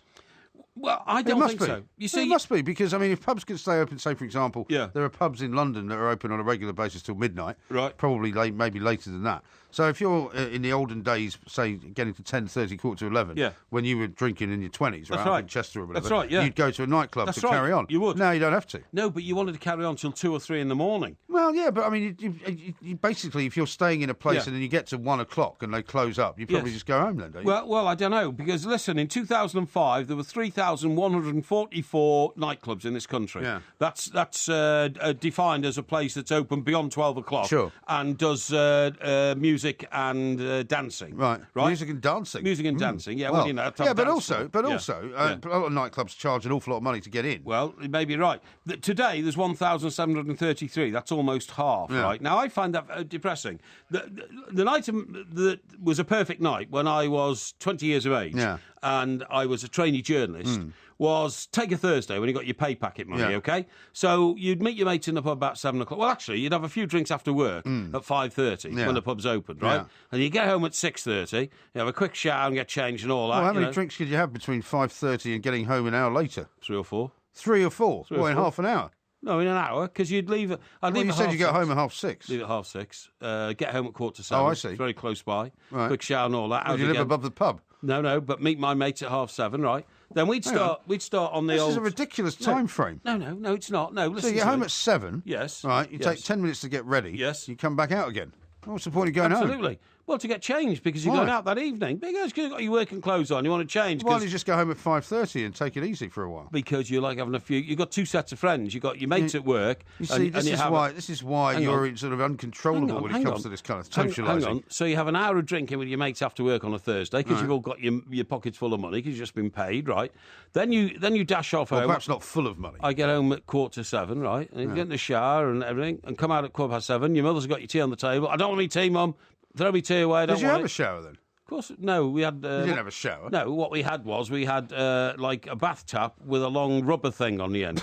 You know what I mean? Right. No, quite seriously. Yeah, so you had to crouch underneath the taps to put the thing over your head. No, you sat in the bath with some water in it. It's not exactly having a shower. Well, it's not, but you know what I mean. It's the same sort of thing. It was just a rubber hose. Yeah, I know. Trouble is, it used to get sometimes come off as well. That's right. It'd come off the cold tap and you scald yourself. That's right. Yeah, and all that kind of stuff. Or it'd come off the hot tap and you freeze yourself or whatever. Exactly. But anyway, that was the sort of thing we did in those days. And then you get out and you meet your mates at 7:30 in a pub like in Northgate Street. Oh, a much different pub, different side of town. Yeah. And you get stuck into the pint of lager, and you might have like 3 or 4 there, and then you'd move into a city centre pub, right?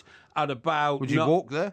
Oh, yeah. I mean, Chester's not a big town. I mean, it's a 5-10 minute walk from the edge, where, the edge of town, where you'd have a few drinks, to the centre of town, to a pub next to the nightclub, which is called the King's Disco. Okay. And we'd stay in there and drink another 4 pints till about... So that's about 10 pints you've had so far? Yeah, about that. I would say about that. And it's not even 10 o'clock yet? No, it's about 10:30 by the time you've had your 10 pints. Yeah, exactly. Yeah. With a little break to go and get showered and come out again, Yeah, but still 10 pints. Yeah, definitely. In 5 hours. Yes, definitely. And then you'd leave the last pub about 10:30. No wonder you can't remember anything. No. You leave the pub last 10:30, and then you'd go into King's Disco. Now, because I was a big shot, trainee reporter, I used to go in one door. Well, what about all your other mates who were trainee reporters? Well, no, I didn't go out with them. Yeah, but did they not try and get in as well for free? Well, they weren't as sociable as me. They'd usually have those few drinks after work and then go home. Right. Shocking. Yeah, boring, boring. Or go and see their girlfriend. Or, go home and watch television. Or do something. Or go and spend some family time with their parents. Yeah, or family time. Because their parents probably liked them. Yeah, exactly. Or even do something really weird, like go to the theatre or something, you know what I mean? Yeah. But anyway, so then you get in the old disco, and then, because we had bellies full of lager, we'd get onto the old Cuba Libras, you know what I mean? And start flashing a bit of cash and trying to impress a few women. Well, how much money did you have left out of your 22 quid at this point? Well, you only usually got through about 10 quid's worth, about half your money. So you spent half your money on Thursday night? Yeah, definitely, yeah. So half your week's wages? Definitely. No problem Unbelievable. at all. Yeah. Shocking. But I mean, beer in those days was like 25p, you know But what I mean? now the average price of a nightclub in London is £20 to get in. Right, I would say so. So a lot of people just haven't got that kind of money left, and they don't want to go and spend it for no reason. But the sheer thrill and excitement of going into a disco where there were flashing lights, loads of young ladies dressed beautifully and looking great. Yeah, but it's not 1967 anymore. A dancing dance floor and all that kind of stuff. You know what I mean? It's marvellous. A great atmosphere. Yeah, I'm sure. Yeah, but now the thing in London certainly is about bars. It's about bars and not so much nightclubs. And do these bars have? For instance, you and I both know the Dover Street Wine Bar very well. Now that's neither a nightclub nor a bar, is it? Well, it's a bit of both, really. Exactly. It's got a dance floor. You go downstairs, expensive drinks and all that. Yeah. Great. But that's open till 4 in the morning. I've got a great story about the Dover Street Wine Bar. I might tell you that coming up in a little while. This is Talk Sport. Let me just read this out from Carl. Please give a shout out. We're listening in Wellington, New Zealand. That's Carl Murray and his mate Cam. Excellent. They listen every day. Well, welcome, Carl. We can tell you that we might come to Wellington, New Zealand one of these days. Indeed. This is Talk Sport. Everyone knows that all the best things come in threes. 3 Amigos, 3 Stooges, 3 Lions. And right now, if you sign up to 888 Sport, you'll get treble odds on your first bet. Play with 888 Sport and harness the power of 3 with treble odds on your first bet. New customers only. Minimum £5 bet to qualify. Maximum £10 bet at treble odds. Bet at normal odds. Extra winnings added as a free bet within 72 hours. Free bets must be used within 7 days and are not included in any returns. See site for full terms and conditions. 18 plus. Please gamble responsibly. Hello, and welcome to another day of export opportunity. Whether it's food or cosmetics, demand for UK products overseas is growing fast, and your business could be missing out. For help selling online to millions of people around the world, visit exportingisgreat.gov.uk. Get ready for Easter with George. We've got a whole range of children's clothes and toys featuring your favourite characters. There's Batman, Minions, Frozen and more, all for £5 and less. Shop in store at Asda or online at george.com to find your Easter fun. Online delivery charges may apply. Selected stores and lines between the 24th and 31st of March, while stocks last. Colin Murray, weekday mornings from 10 on TalkSport with Wix. Every weekday morning, get opinionated comment. Didn't play? No, exactly. I think I've played more for Spurs than he has. Exclusive interviews. Usain Bolt. I always know what I need to do, so when I go out, I just get it done. And unmissable debate. People in the street like me, and that's enough. Yeah, that's what all losers say. From the biggest names in sports broadcasting every day. Unbelievable, breathtaking stuff. Colin Murray, weekday mornings from 10 on TalkSport with Wix. Let's do it right. The Two Mikes. Simulcast across the UK on TalkSport and Talk Radio. Which is a bit harsh. Yes. Here's one from Becky, who says, it sounds as though Porky has epicondylitis. You know she's got medical qualifications, of course. Epicondylitis, basically... Who's got a medical qualification? If his elbow hurts. Becky has in New Zealand. Oh, really? A tennis elbow, she says she's got. He needs to cut down on the paperwork. Oh, yeah, it's very painful. Could be, yeah. And so somebody's asking if June 10th and 11th is England's opening Euro game. I don't think it is. It's the opening of the competition. I think it might be the opening of the Euros that weekend. No game's on the Monday. But the French will be obviously hosting the opening game. Yes, that's right. Yes. Well, how about this from James? He said, "Hi lads." He says, "Did you know that Dover Street Wine Bar is closed for good? Great memories." I had no idea. Yeah, I think I did. I haven't been there for many years, but the story I was going to tell you, and James is saying, please do tell the story. Yes. It was there was some kind of leaving party at the Express many years ago. Yes. And it was one of those parties where lots of people from different newspapers came. Yeah, I see. But there was also quite a big story going on, so some of us were going backwards and forwards to the office, and all that kind of thing was going on. Anyway, I'm not going to give any names out, obviously, because it wouldn't be right to do that. But there was a certain person's girlfriend or wife, I think maybe even wife at this point, who was taking part in the leaving do and all the rest of it. And one of the guys that I was working with, we were going backwards and forwards to the office. Yeah. And when we got back to the wine bar, his wife had disappeared with a national newspaper editor. And the word went out that somehow they'd gone to the Dover Street Wine Bar together. Right. And this guy was going absolutely mad, crazed, saying, well, we're going to find them, and he was literally like on the brink of punching somebody, and I was like trying to calm him down. Yes. What a drink had been taken. We eventually arrived at the Dover Street Wine Bar to demand, and he started demanding to confront this editor. Of the bouncer, started demanding that we be let in, because he said, so and so is in there with my wife. That's right. And of course the bouncers, who knew the particular national newspaper editor very well, suddenly became very protective. That's right. And they all started talking into their sleeves, the Secret Service. Exactly. Yeah. Has anybody located? No, could you please advise? And it was an amazing scene. Eventually they let us in, and I had to park this guy, mate of mine, in a kind of corner and say, look, don't worry, I'll go and find out what's going on. Yeah. And when I did find the said couple, the wife was indeed with him, and they were sort of canoodling in a booth, and she had her shoes off, which my father was used to say was a very bad sign. A very good sign if you're a man. Well, indeed. Yeah. And anyway, I had to sort of placate the whole situation. In the end, everything was fine. Yes. But yeah, quite a hairy situation. That kind of thing's happened all the time at the Dover Street Wine Bar. Yeah, I know. Yeah, marriage has got broken up. Oh, I used to go down there with the editor of a national newspaper and a long-standing friend of mine. Yeah. And he went there because he wanted to associate with and pull a woman who was definitely not his wife. Yes. And it was a regular occurrence. Right. Very regular. Yeah. And I was there sometimes. Is this a guy that had a regular table there? He may have had a regular table there, but I was there usually so that I might get a phone call the following day from said executive's wife. Oh, yeah. Were you with her last night? Yes. Well, no, we were out drinking. Where did you go? We went, what was it, the Wolsey? We used to go to the cocktail bar, the Wolsey, yeah. Well, the Wolsey, funny, I've been to the Wolsey for breakfast only, but I know it's open in the evening as well. Yeah, exactly, yeah. And all that kind of they stuff. do like a power breakfast But basically, I was taken along, and I didn't mind. So you were the sort of beard, in other words? Absolutely. Yeah. The booze was all paid for on a company credit card, so I didn't bother. I didn't worry about that.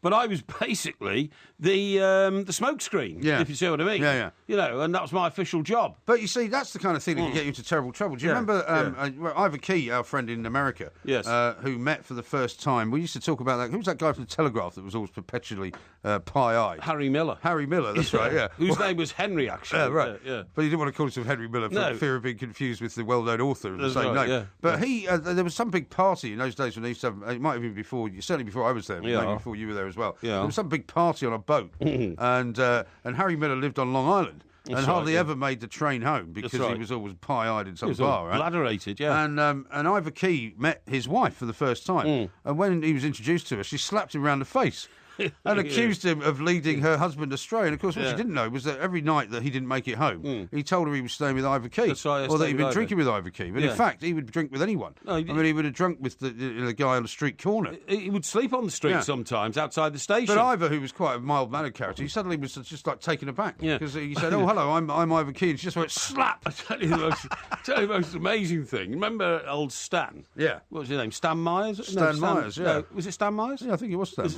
Stan Mays. Stan Mays. Yeah. Stan Mays, thank you, yeah. He's dead, of course. Oh, yeah, he's long dead. Yeah, Stan's long dead. I mean, long dead, you know. And I would surprise him because Stan was... He was the one who had his favourite phrase was, you staff. Yeah, but Stan was Quote's office manager of the Express. Right. But Stan used to come in at sort of 9:30 in the morning, 10 o'clock, and he was in Costello's by 11:30 or 12 o'clock. Right. And he only had one responsibility all day, and that was to get the overnight bag down to the airport and onto the plane back to London with all the... Which had all the American papers in and all the rest of it. You know, in those days you Expenses. had to send back prints of pictures, you know, because you couldn't transmit them any other way. And that was his only job. And every day Stan missed it because we couldn't get him out of Costello's to come back. And a guy used to turn up, remember, from the freight company every day and say, where's the bag? I don't know, Stan hasn't put it together yet. OK, I'm not waiting. And the guy would go. So the bag was always a day late. But the best story was Stan spent 40 years in Costello's. Drinking with, who was the guy, the Mirror guys? He said 40 years of drinking whiskey. No, much further back than Connew. 40 years of... Bradbury? No, it wasn't David Bradbury. I'm not going to throw any more names at you. No, David Bradbury didn't even write a story in the 3 years he was there. He just ate 5 meals a day. No, I'll tell you in a minute. It was John something. But anyway, the point is, for the first time in about 3.5 years, I met Stan's wife. She came to the office, you know, for some unknown reason. And she came looking for Stan. Yeah. So... presumably he wasn't there. Of course he wasn't there. He was in Costello's. So she came in. She was a lovely woman, and she was English, like Stan, you know. She's very elegant. She said, oh, hello. I said, oh, hello. I'm, you know... Did they live in Manhattan? Do you know what? They had a little place up in... Rock City, or whatever it was called, you know, up the stairs, just at the bottom of 42nd Street. Oh, what, you mean Tudor City? Tudor City, thank you, yeah, Tudor City. They had a place there, right? I think they had a place in the country as well. Yeah. But anyway, so she said, oh, hello, I'm Doreen Mayers. I said, oh, Mrs. Mayer, very nice to see you. She said, oh, yes, very nice indeed. She said, I'm really sorry to bother you. She said, I very rarely pop in. She said, but I had to see you down about something. Is he here? I said, no, I'm sorry, he's not. He's just popped out. Yeah. That's the usual excuse, right? But I didn't know. I had to make up anything because I'd never spoken to them before. Sure. So, and obviously you're not used to lying to anyone. Not used to lying. Tell the truth. Not used to lying, and it was lunchtime. So I said, "Well, no, he's not here." I said, "You know," I said, "I wonder where he could be." So I said, "Well, I said almost certainly he'd be in Costello's," and she said, "Costello's? What's that?" I said, well, you know, it's the bar that we all use. All the journalists use it. You know, in fact, I'm amazed I haven't really met you there. You know, and even there, she said, and she looked at me aghast and said, she'd never even heard of it. She'd never heard of it. She said, what would Stan be doing in a bar at this time of the day? So I said, I thought it occurred to me that Stan had been living this double life for 40 years, where he's never told his wife he spent all day drinking. God knows how he got home without any, you know, whiskey on his breath or something like that, you know. And she was puzzled. She was complete. And I said, well, I'll tell you where it is. She, no. Stan wouldn't be there. He must have gone shopping. Yeah. You know, something like Bizarre. that. It was mad. In 40 years of being bladderated day in, day out, every day of his working life, his wife hadn't noticed that he was a chronic drunk and he went to the bar all day. No, I know. He was the guy, amazing. though. Do you remember when they sent a bloke over from London to shut the place down? Mike Dean. He's still around, I think. Is he still around? I think he emigrated to Hampshire or somewhere like that. Emigrated to Hampshire, yeah. But, I mean, as soon as he walked into the office to tell Stan that he was there to shut the place down, he said, well, that's fine, old boy. Why don't you go and have a couple of drinks first? and he sent him over with the New York Welcoming Committee, didn't he? That's right, yeah. To Costello's. Yeah. And he wasn't seen for 3 days. No. And the next time anybody from London called and said, what's happened to Mike Dean? Yes. Stan says, no, nobody knows, but he's taken about £4,000 out of the expenses because he kept feeding him money. Oh, yeah, he kept... And they recalled him, and the office stayed open. That's right, that's absolutely right. Stan That was brilliant. After day 2, Stan rang London and said, Stan Ray's here. Look. Does anybody know where Mike Dean is? No, he said, this chappy Mike Dean's here. He's a very important man. He's taken all the money. You send us £2,000, please. Then the following day, it's Stan Ray's here. You send us another £2,000. I mean, send me another £2,000. That girl's taken all the money. In the end, they had to recall Mike Dean back. He, as you quite rightly say, made a complete fool of himself. Stan had run rings round him. And the office remained open for about another 2 years. It did, yeah, absolutely right. Yeah. Remarkable. Yeah. Now, it's very nearly time. I don't know where the time is going tonight, by the way, but coming up next, it's time for Porky Vision. Yes. On DAB Digital Radio and 1089 and 1053 AM. A terrific performance. Turn of pace and eye for goal. Shout about it. Talk Sport.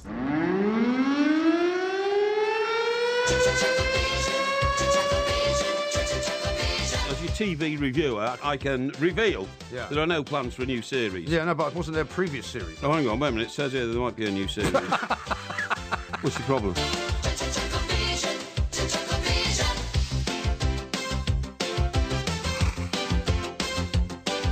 This is Talk Sport. That music can only mean one thing. What are you blowing your nose for? Because I've got a runny nose, you idiot. Why else would you be blowing your nose? Well, can you not Something blow wrong it with away? the air conditioning Can you in not here? blow it away from the microphone? I didn't blow it towards the microphone. You did. You fool. That's I did why I not. heard it. No, I did not. Oh, dear. Are you I ready take to do exception Porky to Vision, you. or would you like to take a sickie? Sorry? Are you ready to do Porky Vision, or Yes, would you like I'm to ready throw to a do sickie? Porky Vision. You know, we can bring in some kind of doctor to give you a pass if Don't you need wish. a doctor at all. Right. Psychiatrist is what you do. You spent all the show last night coughing into your microphone, by the way. Because you've given me your illness. Well, I'm sorry. You came in here for a week last I've had week. a complaint about it this morning, the amount of coughing you were doing. Oh, and really? You couldn't... How about all the coughing you were doing last week? You couldn't do it surreptitiously, so... How about all the coughing you were doing last week? You know, very bad How about all the coughing you were doing last week? Very bad in your manners and approach How about to... all the coughing you were doing last week? On millions of listeners. I wasn't doing any. Right, now let's get on with Porky Vision, shall we? Yeah. Now, what I want to talk to you about, first of all, is... the night messenger, the night manager, right? Night manager, the midnight man. Now it's got to episode 5. Yeah. And there's only 6. There's one to come. Yeah. But I found a fatal flaw in this plot. What do you mean? Fatal flaw in this whole plot, What right? do you mean a fatal Well, flaw? the point is, Olivia Colman, Great show. who's normally very, very good indeed, right? Is running one secret service agency. I'm not Yes, sure. she is. I'm a big fan of her. She's actually. not in the River House. And the River House, of course, is MI6, the big brown building, you know, the James Bond one that was blown up in the James Bond film. Yeah, Skyfall. Judi Dench and all that kind of stuff, right? Yeah. Now, she's in the other one, which is a much smaller organisation. Now, the point is... And more sort of surreptitious, isn't it? More surreptitious, indeed. Now, the point is that it's now become clear the reason why she is so doggedly following... Roper, right? Yeah. Roper being the international arms dealer, Yes. right? Hugh Laurie. Played by Hugh Laurie, is because in the field of her work, when she was in the field years ago, she came across a situation where, sadly, the local population had suffered from an attack of gas, right? An attack of gas? And she didn't like what she saw. Well, nobody would. And then she found out that Roper, in his international arms dealing, was actually... when you say an attack of gas, are you talking about sort of, food gas? What sort of gas are you talking about? What they're talking about here is the sort of situation in which Obama said there's a red line in Syria.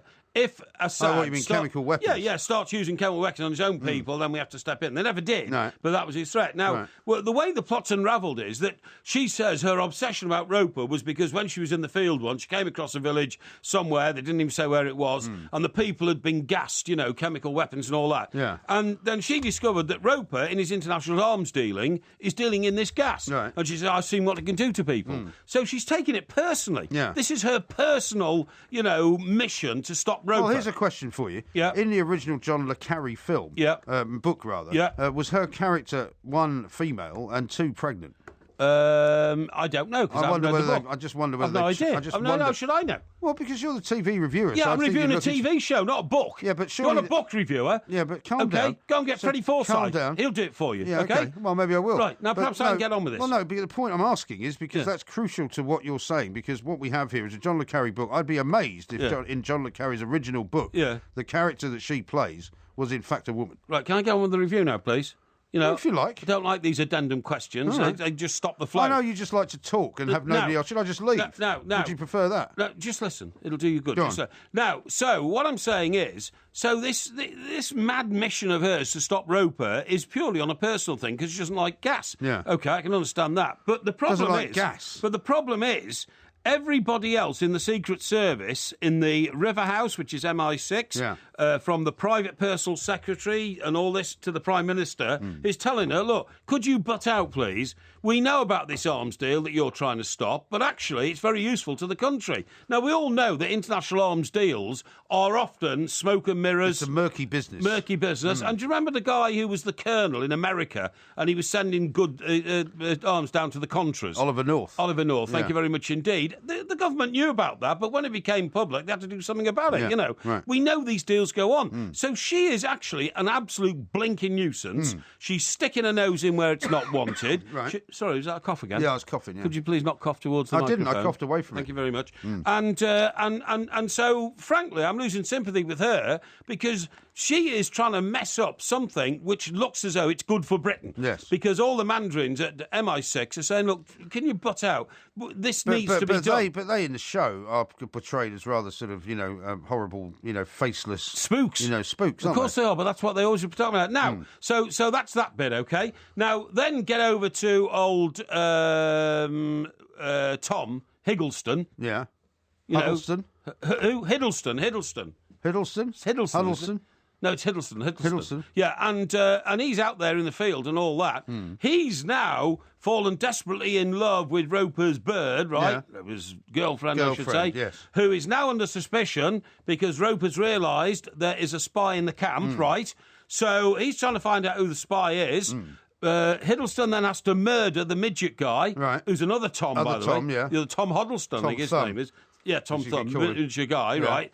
And it's all getting to a point now where clearly, I think Hiddleston is going to be unveiled as, they've ended up in Egypt. Is there going to be a second series, would be my question. Well, I don't know. They've ended up in Egypt, right? And it looks like something's going on there because they've gone to the best hotel in Cairo where Hiddleston said originally when he was the chef in Mallorca where he rescued Roper's son... Yeah. He told him he'd never worked in this hotel in Cairo. Oh, did he? Yeah. Really? Yeah. Well, that is going to be interesting because he did. Because he did. No, he didn't. Yes, he did. He did, that's right. He'll be recognised there, won't he? He'll be recognised there, that's right, yeah. So that's all going to get very interesting, OK? Right. So I expect to happen. So what's the flaw that you talked about? Well, the flaw is that Olivia Colman is trying to stop this arms deal, but the British government don't want it stopped in the first place. Well, how is that a flaw in the story? It's a flaw in the story because she is one person within the government Secret Service who would have by now have been swatted away. She'd have been killed. She'd have been also put away. Her super duper intelligence to intercept the arms didn't work out. It didn't work out because Roper found out about it. He knew there was a spy in the camp. So what he did was he said, I played the ball in the cup trick. Yes. He just moved the arms around where nobody could see them. Right. And then when they stopped the convoy at the border, after Hiddleston risked his life to get the information back to London, there were no arms in the lorries. No. There was just farming equipment, which is what it said on the way list order. You know what I mean? So there's a huge flaw in that now. Now, I know how this is going to end up. In the first series, do you remember the rather nasty guy who carries the gun all the time? The first series is the Night Manager. Second episode. Oh, second episode. Yeah, I was going to say, this is the first series that we're in. The second episode, idiot. Right, just keep on. Why are you calling me an idiot for getting it wrong? In the second episode... You get something wrong and call me an idiot. This is a new low. Hang on. When he first arrived in Mallorca, you know the guy, the main bodyguard who carries the gun, the guy with a big nose and all that, he said to him, I like getting information out of a man, hang him upside down and pour fizzy liquid down his nose, because that's like a form of waterboarding, you know what I mean? I don't remember that bit. Yeah, I do. Because this is what's going to happen to him, I'm sure. I'm sure the reason they said that... Is there going to be a second series, you think? I don't know. Well, we haven't got to the end of the first series yet. Finally, after 2.5 hours, idiot. you've returned to type. You and idiot. you started abusing me. Now, so I think he's going to end up tied upside down. I think they're going to pour Coca-Cola into his nose so that, what happens then? You can't... okay. Because you can't breathe. Right. Now, have you got anything else for us? Yes, I have. Grantchester, right? Grantchester. Is that still on? It's the most stupid programme I've ever come across. Oh, God, what have that? you done? Hang on. It's all right. What have you dropped? Oh, it's just a spare pair of headphones. Which I'm not wearing, but somebody else has. Yeah. Take them away. They might be filthy. Steve says, any chance we can hear about something other than the night manager for once, please? Porky has got most of it wrong anyway. No. Now, listen. Right, Grantchester. Yeah. Now, that's named after the village just outside Cambridge. Called Grantchester. By coincidence. Yeah. Now, the same guy who plays the villain in Happy Valley... Who's that? Well, whatever his name was. Johnny, Joey, something like that. The guy was locked up. I don't know. I've never seen Happy Valley. He is the vicar called Sydney in Grantchester. Okay. But it doesn't come off.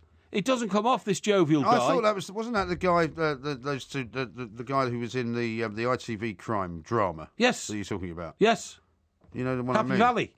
No, you know the one I mean? No, he was in Happy Valley, War and Peace, and now he's in Grantchester. I haven't seen any of those. Yeah, okay. So Grantchester, he's the smiling vicar. Now, Jerome Robson plays a cop, right? Jerome Robson. I like him. What's his name? He's good, isn't he? What's his name? Jerome Robson. Is it Jerome Robson? It's Jerome Robson. Oh, it is, right. Okay, yeah. So he plays the cop. But it's the thickest cop in the world. Right. This cop who spends most of his time sitting in a pub. Is this Happy Valley you're doing now? No, this is Grantchester. Okay. So the cop. So confusing. No, the cop sits in a pub drinking beer all day and playing backgammon. Right. Don't know why, but he does. A very odd thing for a cop to do. But the cop is so thick, he can't solve any crimes. So Sydney, the vicar, has to do it for him. Right. So Sydney, for instance, hasn't the vicar got other things to do? Well, Who plays the vicar? You'd think the same Jerome thing. No, the same guy who plays. Oh, this is the other bloke, the villain in Happy Valley. Oh, I see. Right. And Count, what's his name, in War and Peace. Okay. It's the same guy. Right. Same guy. We don't know his name, though, do we? Tom, is it? Tom. Anyway, I'm not sure. But anyway, the point is he plays a gingerhead vicar in Grantchester. Right. And he's solving all the crimes while thickhead Jerome Robson Green. His name's Robson Green. I've just discovered. Right. Robson Green. Jerome Robson. No, it's Robson Green, you idiot. And he's a thick-headed cop. And he can't even, does he not take the credit? Yeah, he does. Well, but if a man staggered past with a knife in his back, Robson Green wouldn't be able to work out that he'd actually been murdered. Right. You know what I mean? He's just too stupid. Yeah. But anyway, it's ludicrous plot because the plot, you won't believe, centres around a Russian spy ring at Cambridge University. Oh, no, that would never happen, would it? Well, exactly. There'd never be a Russian spy ring at Cambridge University. But when a man is suddenly thrown off the spire of one of the college roofs, they think it's either, it's murder, it's the spy ring, or no. What they find is that some bloke who had cancer decided, I think I'll kill myself to save my wife. So that would fit in with your kind of covering up for the Russians, then, wouldn't it? No. Well, that's such a cover-up for the Russians. It's absolutely ludicrous. But anyway, the last bit... How is it ludicrous that there's a spy ring in Cambridge? Well, because the guy said he asked his mate to kill him because he had cancer. Right. He said, and then my wife will get the pension and all that. Yeah. And he said, no. So he threw him off a roof? So he threw him off the roof. They climbed up on the roof together. He said, and then he stood there. I said, "Oh, go on, Billy." Yeah. And Billy just pushed him in the back, and he went flying off the roof. Doesn't he get done for murder then? No, because he said, "Well, he asked me to." You know what I mean, and that kind of stuff. It's all ludicrous. Anyway, sounds ridiculous. But the last bit is fantastic because the vicar is very attractive to women. Okay, which one is he? Is he the ginger one? The gingerhead one. Yeah. He's definitely into a bit of Rogerisation. Well, he's Church of England, presumably. Church of England, so he's allowed to. Yeah. Oh, he's allowed to. He's allowed to flagellate. Taking a vow of celibacy. Yeah. He's allowed to what? He's allowed to fornicate. Not flagellate. No, not flagellate. Something else. No, he's allowed to fornicate, and legoverism is not banned in the Church of England. There's a lot of Rogerisation in this. Well, there's a bit. But anyway, just to finish this very quickly. Yeah, go on. He's sitting in the vicarage with a lady who is his friend, but she's married to somebody else. Her husband turns up and says, "Hello, dear, go and get in the car." And then he goes up to the vicar and says, "Got to have a word with you, Sydney?" He says, "Yes, certainly." He goes, bang! And he smacks him in the face, knocks his teeth out and says, "Leave my wife alone." Okay. How about that? Sounds like a night at the David Street Wine Bar. It does, yeah, absolutely. That was Porky Vision. There'll be another one coming up next week, at which point we'll try and explain what this one was all about. Yeah. The German Porky will be at a beer keller near you soon.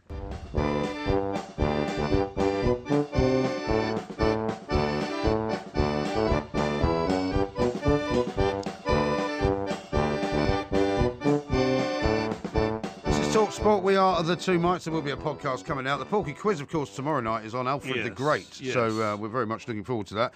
Lee says, can Sidney the Vicar not do Porky's TV review, seeing as he helps out those who are useless at what they do? Oh, well, that's very nice, isn't it? Thank you very much indeed. Craig says, this Porky Vision has given me a headache. Hashtag confused. No. And somebody who doesn't give a name says, the most fantastically confusing review ever. Well, I thought it was very clear. It's clear as mud to me. Well, I mean, I must admit, I've started understanding your night manager reviews more now that I've seen the show. Exactly. But now that I've seen the show, though, yeah. I mean, if I hadn't seen it, I wouldn't have a clue. Of course you would. Anyway, listen, I got a note here from Liz, who, once again, is focusing on my dodgy heart. Yeah. She says, why isn't Porky on PIP, which is something to do with unemployment, isn't it? I think so, Personal independent payment or something like that, yeah. Or job seeker's allowance if he is so sick. I reckon that heart works fine. Well, I think Bannon this is absolutely needed. right. I think this is absolutely right. Yeah. Well, I've got a really bad attack of carpal tunnel and tennis elbow, and I'm not getting much sympathy from around here. If you were a horse, to be honest, they'd probably shoot you. I don't think they would. Liz has sent us a picture, hasn't she? A contemporary picture. Well, she sent a picture, Yeah. Why dressed as a nurse. Oh, really? Yeah. I don't think you should look at that, because it might upset you. I don't think I should. No. David says, this is what one has been waiting for. Red Bull has done the trick. So he suddenly became much more belligerent in that last sort of 10-minute segment. No. Than you've been all the way through the show. No, that's because you got... shouting at me and, calling me an idiot. Now, this is interesting. Kevin says, I've always been scared of those evil villains with their cans of Coke. Now, you see, he's going on about, the fact that I've predicted they're going to pour fizzy drink down...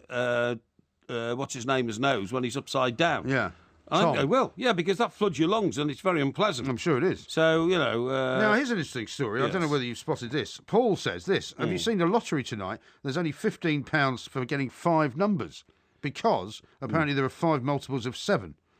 7, 14, 21, 35, 41, 42. Right. So if you get 5 numbers, you only get 15 quid. That's ridiculous. That can't be right, can it? Well, considering the jackpot's usually about 2 or 3 million during the week, that sounds... I got 4 numbers once, and I got £67. Right. And I got 5 numbers once, and I got 1,600. Yeah. They paid me a check. I think it was with the money I lent you to buy the ticket. We had a row about that. Oh, yeah, it could have been, yeah. And they paid me that as a check at the post office. Did they? Yeah. Well, I'm sure they would have electronically sent it to your bank account if you'd asked for it. Well, they might do now, but in those days, they didn't. Steve says, how can you end up winning more for picking less numbers? Because if you get 3 numbers, he says you win 25 quid. That's 5 right. numbers, only 15. How does that work then? Yeah, well, I don't know. That's... Well, you're an expert on these things, aren't you? Well, I've been doing the lottery for a long time, but I can't explain that one. I cannot explain that one. I've got an email here. It says, an attack of gas pretty much sums up Porky Vision. I think that's true. I was talking about the plot of The Night Manager. Si says, best part of the TV review was the end.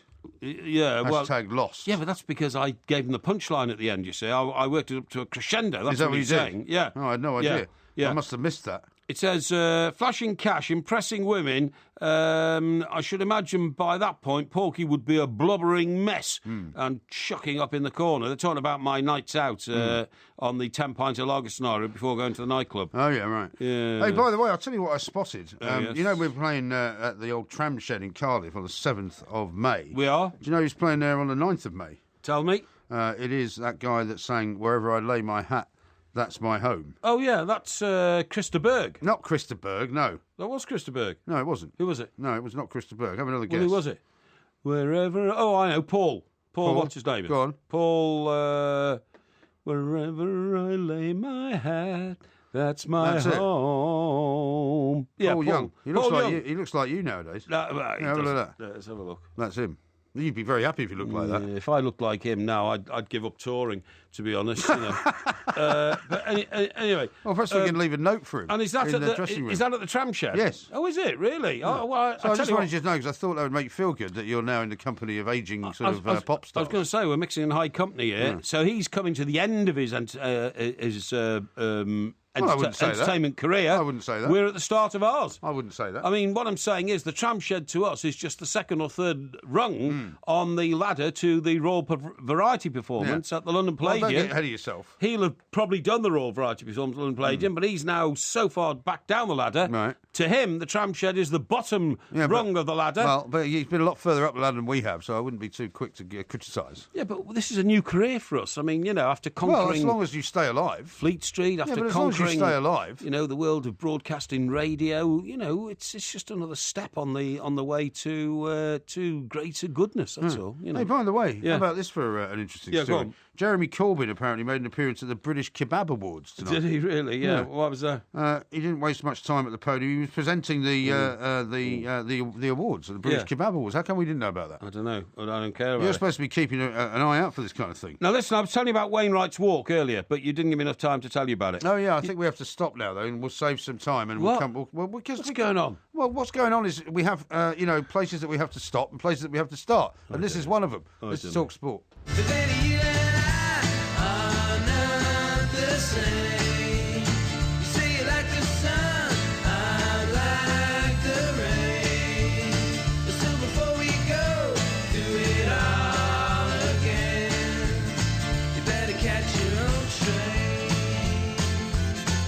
We are the two Mikes, and of course, Porky Quiz coming up tomorrow. I've got a text here from Mick, who I don't think quite gets Porky Vision. Right. Here's what he says. He says, very pompously, he says, radio is supposed to be a method of communication. Yes. Mr. Parry rambling incoherently, possibly about a television programme or three, unable to remember anyone's name, certainly fails to inform and isn't entertaining either. Please ask him to take accurate notes or keep quiet. And who's this from? Mick. Mick, thanks very much indeed for your contribution to the show. We appreciate all our listeners. Yes, we do. Almost. Almost. Now, what did you want to tell me about some walk or other? No. This is so important. No. This is the most beautiful walk in Britain. Is it? And it's called the legendary Wainwright Way. What's your problem? Wainwright It's Way. Wainwright Way because writer Alfred Wainwright was the first guy to walk it and write a book about it. Well, surely he couldn't have been the first guy to walk it. It's You told me it was on Hadrian's Wall. Hang on, it's 192 miles. Right. It goes through the Lake District from St Bees in Cumbria to Robin Hood's Bay in North Yorkshire. Right. And he is known as the Bard of the Fells, and was once and this has been named as the second best walk in the world. Yeah, but how could he be the first person to have walked it? Well, he's the first one to have catalogued it. You see what I mean? Because if it was part of Hadrian's Wall, quite a lot of Roman soldiers walked it. No, exactly. He's catalogued it, right? But the problem is, 40 years since he wrote his book, the pounding from the boots on the route means it's falling into terrible disrepair. Peat erosion, increasing number of walkers needing to be rescued. Peat. Peat erosion? P-E-A-T. Peat is the stuff Oh, sorry, I thought that was another guy you were talking about. No. Now, Peat erosion. Good name, though. Conservation groups have launched a crowdfunding campaign backed by celebrities, including Julia Bradbury. Oh, yeah. She a TV presenter, is she? She's written a book about it, I think. Oh, is she? Yeah. Oh, here, you're right. Julia, who walked the route for the BBC series, said hikers would support the wonderful walk in any way they could, OK? Right. Now, one of the worst areas of the original 1973 trail is 9 Standards Rig. The ground has become so boggy that mountain rescue teams have had to free walkers stuck in the ground up to their waist. What a waste of money. You should just leave them there. It says the North Pennines Area of Outstanding Natural Beauty Partnership. Yeah, all right. Well, I thought you said this was important. It is. How is it important? Plans to lay stone flags. So just because the road, the trail has become a bit boggy, yes, there's a problem. Well, there is. Well, how about you just go round the boggy bit? But you can't because you have to go up a hill or down a valley. Well, go up a hill or down a valley. That's what walking's all about. Plans to lay stone flags along a section of the route that will float above the damaged peat and give walkers a stable footing. Why don't you just walk around it? I mean, what's the point of walking if you only walk on a specific route? Now, that's the trouble with these ramblers. I'm proposing you and I should join. I'm not doing it. No, we should join. No. Friends of the North Pennines and Yorkshire Dales. Absolutely not. Yes, that's what we should do. No, I don't. You can do it by yourself. I'm not doing it with you. Hey, guess who's chairman of the trustees? I've no idea. Pete Erosion. No, Peter Sampson. Peter Sampson? No, who's he? Didn't we know Peter Sampson? I think we might have done. Sampson? He was the Sampson guy in Scotland. You mean Steve Sampson? Oh, Steve, he made £1 million, didn't he? Well, he made more than that, actually. Yeah, good for him. I like rich people. Now, Wayne writes pictorial books about the... No, hang on. You've seen the time. About the Lake District. Show's over. Written between 52 and 66 are essential reading for all walkers. That's all I want to tell you. Listen, I'm not in favour of walkers. I'm not in favour of ramblers. I'm certainly not in favour of rescuing them. And I would not join in any kind of crowdfunding load of old cobblers to get people who are too lazy to walk around a marsh to somehow build a bridge over it. Poor old Alf died in 1991. Alf who? Alf Wainwright. It's called the Wainwright Way after him. Oh, right. Great. His ashes were... No ways is what I'm going to call it. Were scattered on the summit of Haystacks, which was his favourite Lakeland fell. Giant haystacks. What a great story. Terrible story. Right, Friends of the North Pennines. I hope you've got some better stories for the show tomorrow because old MG and I are going to join. Is now over. I'm not going to do it. Many of them were suffering from post-traumatic stress order. Stress disorder? Yeah, disorder, yes. Not stress order. No, that's right. So post-traumatic distress order... What? Post-traumatic distress order. That's right. No.